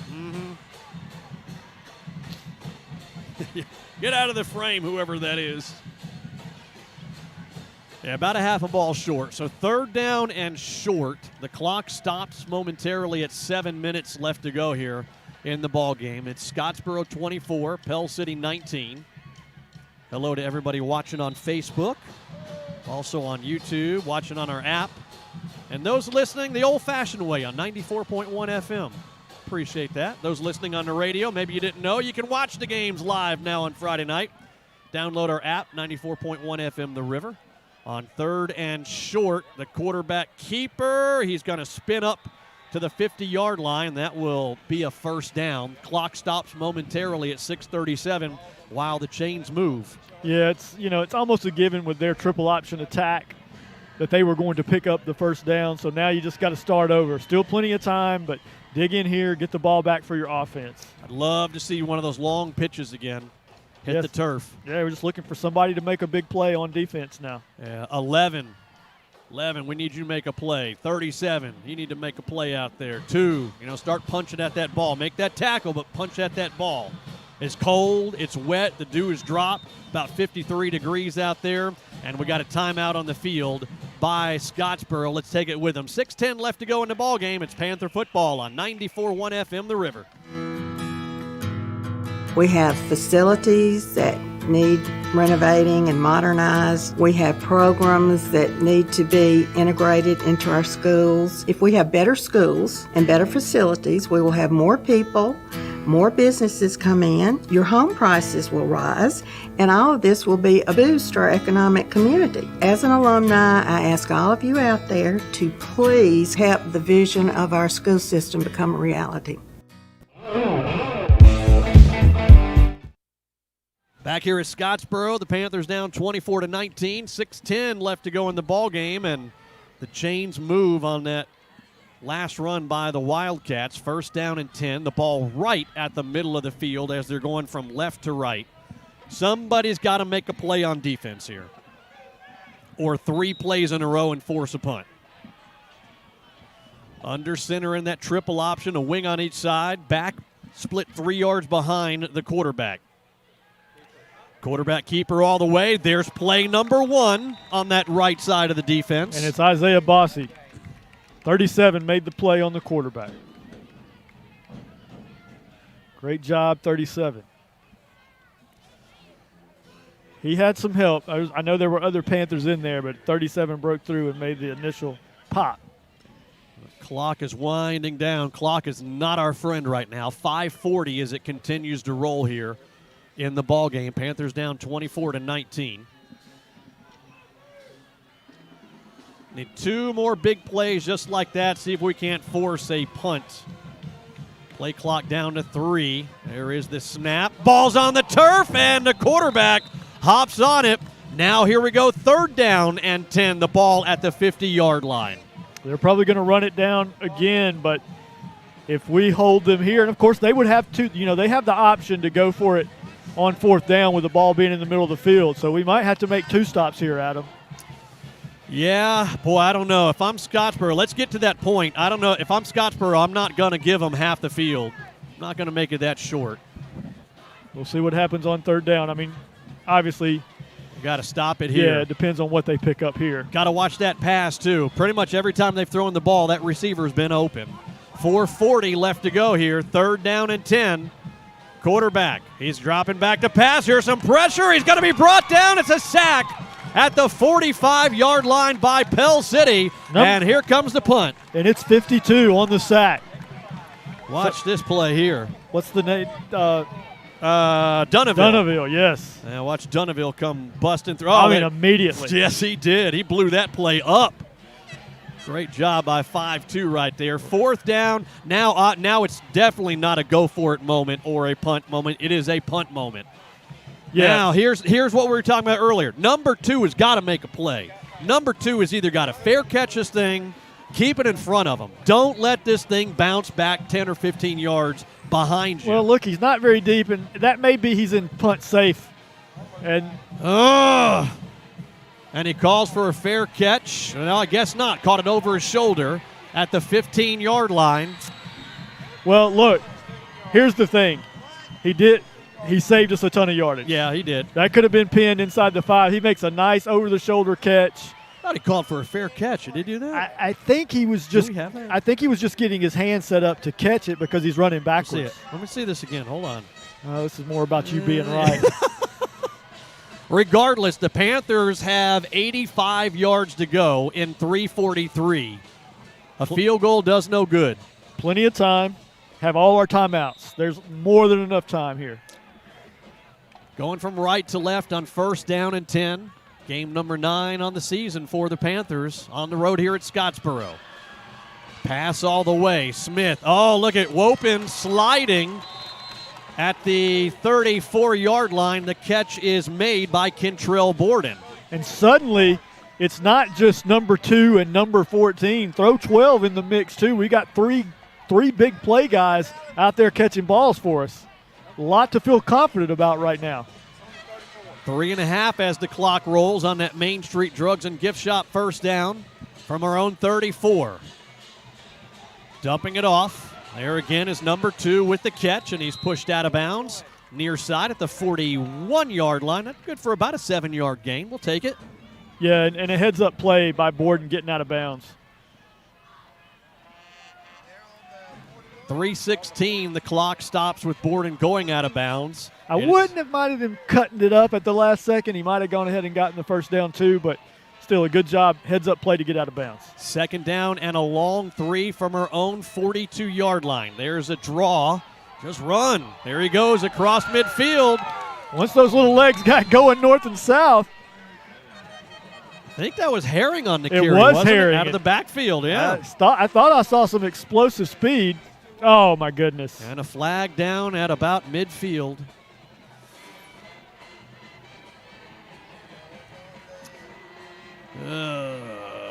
What was the call? Hold against Pell City. Yikes.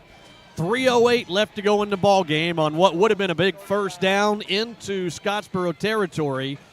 The hold, spot foul, puts it back at the 35-yard line. Do we have I wish we could look at that play again. Nice run by Herring.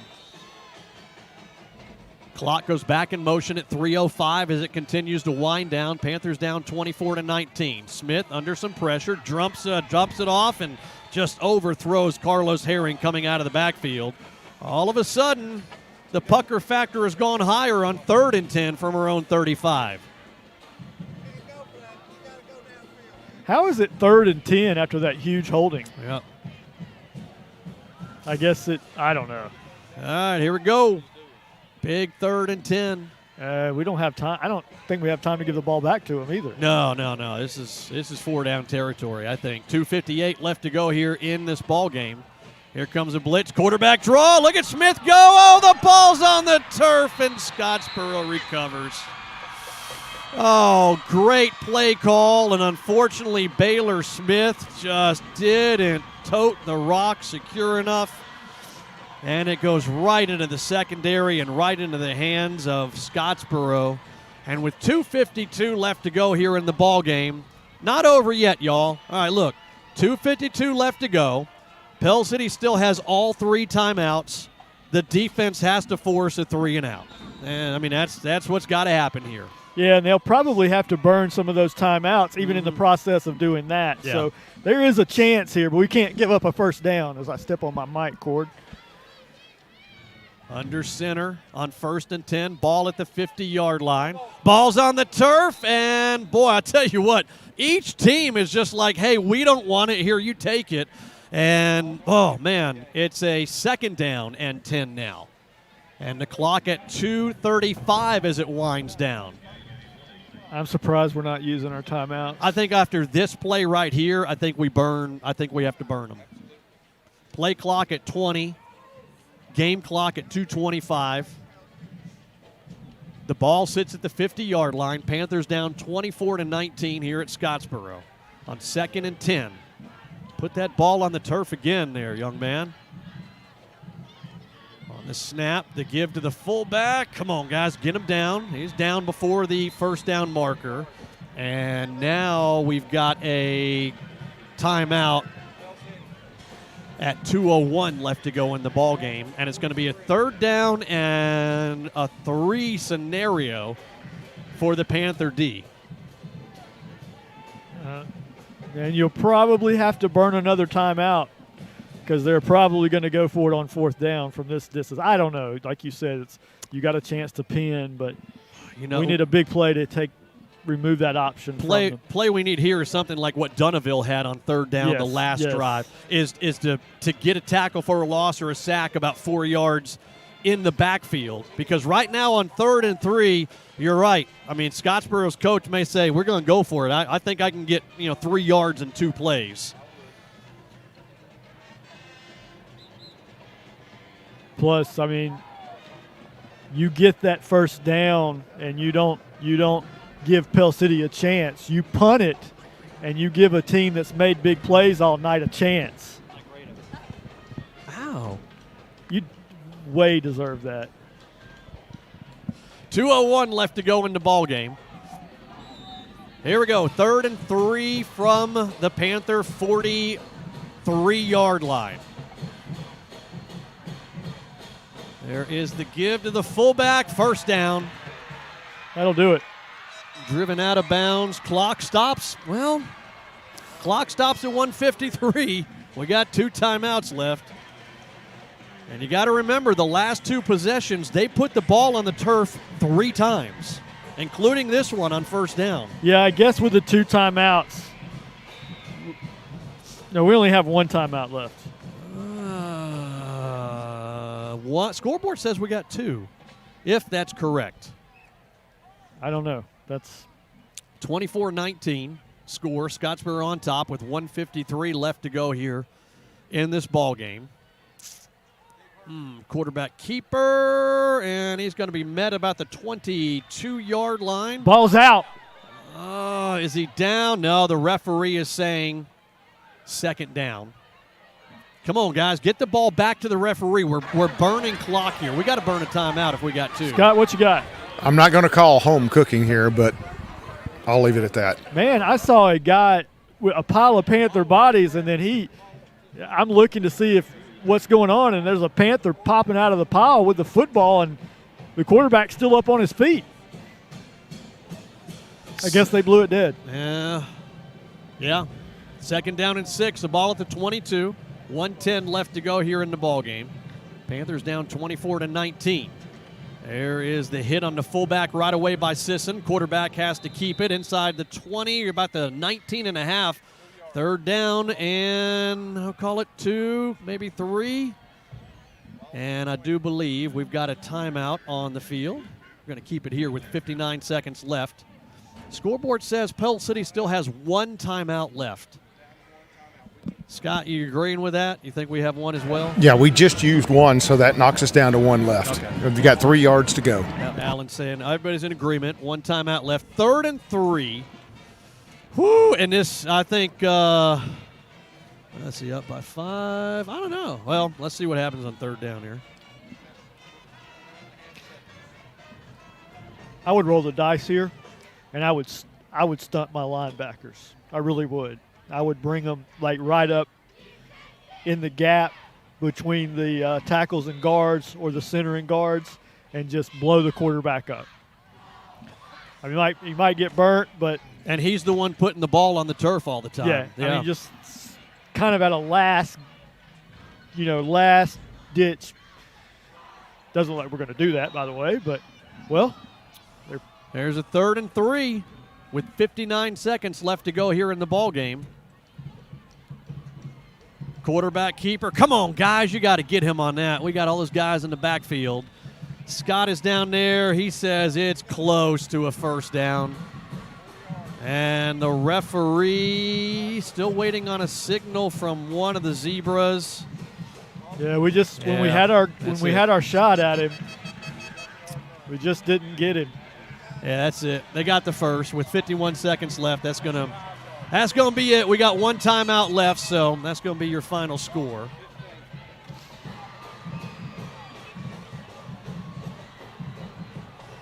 Oh, man. Back and forth. It was a good game. I mean, we knew it was going to be a good game. Two teams that were evenly matched.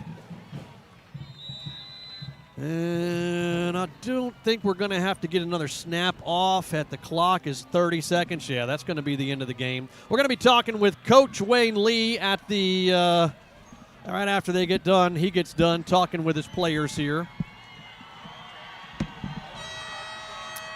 As the clock still winds down at 15. All right, I'll tell you what. Let's do this. Tiffany, let's take our a quick timeout here. And when we come back, we'll have our conversation with Coach Wayne Lee. And we will also, Michael.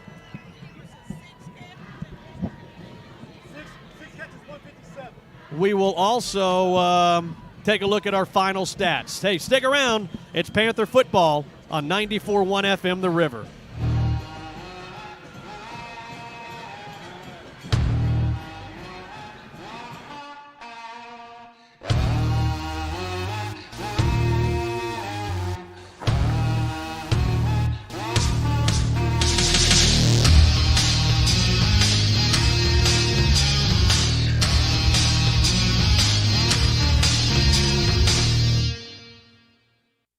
Sweeney Chrysler Dodge Jeep Ram says it's tailgate time. Show up and show off in a new Ram 1500 4-door starting from $34,999 while supplies last. During Ram Power Days, the Pell City Truck Pros feature the largest heavy-duty truck inventory in the Southeast. Buy a new Ram 1500 4-door starting from $34,999 at McSweeney Chrysler Dodge Jeep Ram. I-20 exit 158 under the biggest American flag in Central Alabama. I was finally ready to buy my first home after renting for the last several years. As I started my search, I got overwhelmed by how many websites and confusing listings there are. That's when I found the experts at ERA King. To me, ERA means expertise, reliability, and activity. I depended on them to find a home in my budget, and they didn't stop working until the keys were in my hands. ERA King. To us, it means always doing the right thing for every client. What will ERA mean to you? Find out at eraking.com.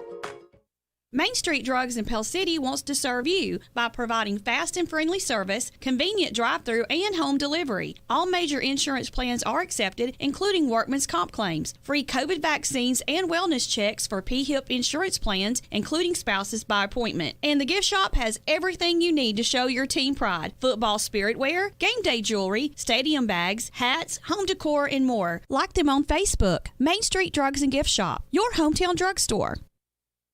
The Territorium Haunted House and Amusements dares you to come visit. Come brave the twisted corridors of the Territorium. But beware if you do. If you're too scared, come ride the Big Eli Ferris wheel or the Haunted Castle Dark Ride. Look us up on Facebook. The Territorium Haunted House and Amusements in downtown Oxford. Scare if you dare. Since 1989, Metro Bank has continued to build on the philosophy of friendly, caring bankers that work to meet the needs of everyone in the community. Whether it's personal or business checking, investment accounts, consumer and commercial lending, home mortgages, equity lines of credit, and more, Metro Bank would love the opportunity to serve you. Come home to us. Metro Bank, member FDIC, an equal housing lender. Back here at Scottsboro High School, the Pell City Panthers, man, it was a good one. Unfortunately, Scottsboro 24, Pell City 19. Talking with Coach Wayne Lee now. Coach, a hard-fought game, man, just on the wrong side of the scoreboard. Yeah, well, I just told the kids right there, we've been talking about it all week against this offense. We got to be disciplined, play our techniques. We messed up a couple times on that right there, and it gave them big plays, and really not necessarily the touchdowns, just continuing drives when we had them in third down situations. And then, right there in the fourth quarter, we got two big plays right there. We bust a long run. Actually a screen pass right there for about 40 yards, and we fumble it and give it right back to them. And then we bust a quarterback draw right there for a first down, fumble it, give it back to them. I don't think they're going to stop us on either one of those drives right there, but we got to hang on to the ball. Coach, my comment was going to be these guys will break your heart. I mean, talking about our guys, you mentioned the two plays I was going to mention to you. You know it's just two kids trying to make plays, but the fumbles at the worst possible times. The other thing I was going to say, Coach, was just thinking or having an appreciation for you and your staff. I thought our guys came out and played hard tonight. Yeah, I did too. I thought they busted their tails. They fought all the way to the end right there, and like I said, just like two guys trying to make plays right there, and we just put it on the ground. I mean, man, we got our offense actually rolling a little bit here these last few games now. So, and it just, we just got to get a little bit better. Yeah, Coach, we had Smith 21 of 30 for 340 yards. We had Gross 6 catches, 157 yards, 410 total offensive yards. So, it's like you said, man, the offense was going, just couldn't get it across the goal line enough times. Yeah, right there in the first half, maybe we should have kicked a field goal in the end. It doesn't really look like it, but maybe the momentum right there. But again, we're moving the ball right there. Felt like we had to throw for the touchdown on that one early too. But yeah, like you said, I mean, we had the throws, we made some throws. We just 2 turnovers killed us. Absolutely killed us. Coach, we have the benefit of instant replay up here. It's going to drive you crazy. Our quarterback's helmet comes off. You have a Scottsboro player that comes in with the crown of his head. Yeah. And then you get the call where we lose a helmet going into the end zone. But it seems like both calls, well, I mean, we got the personal foul, but it didn't seem like enough on that particular play. Well, and they let that play continue, and they told us that we weren't across the goal line on the 2-point play right there. I don't know. I mean, I couldn't tell if he was or he wasn't. I hadn't seen the film yet, but that's one of those things. Yeah, it's just hard to swallow when one goes against us and the other one, just kind of like a slap on the wrist for a player that could have been seriously injured. Yeah, absolutely.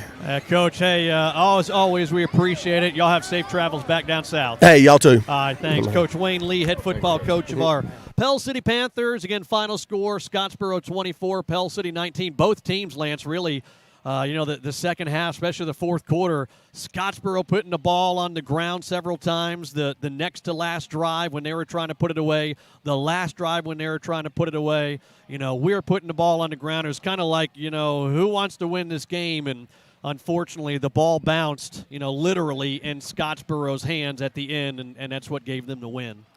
Well, those things happen, and it's all about taking advantage of the opportunities you're given, and it is about how the ball bounces. I mean, we put it on the turf a couple of times. We lose both of them. They put it on the turf seems like a half dozen times and got most of them back, maybe all but one.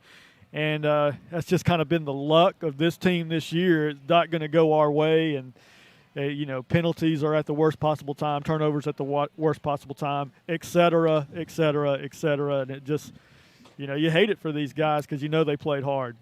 Player of the game, boy, we got several defenders that stepped up to the plate.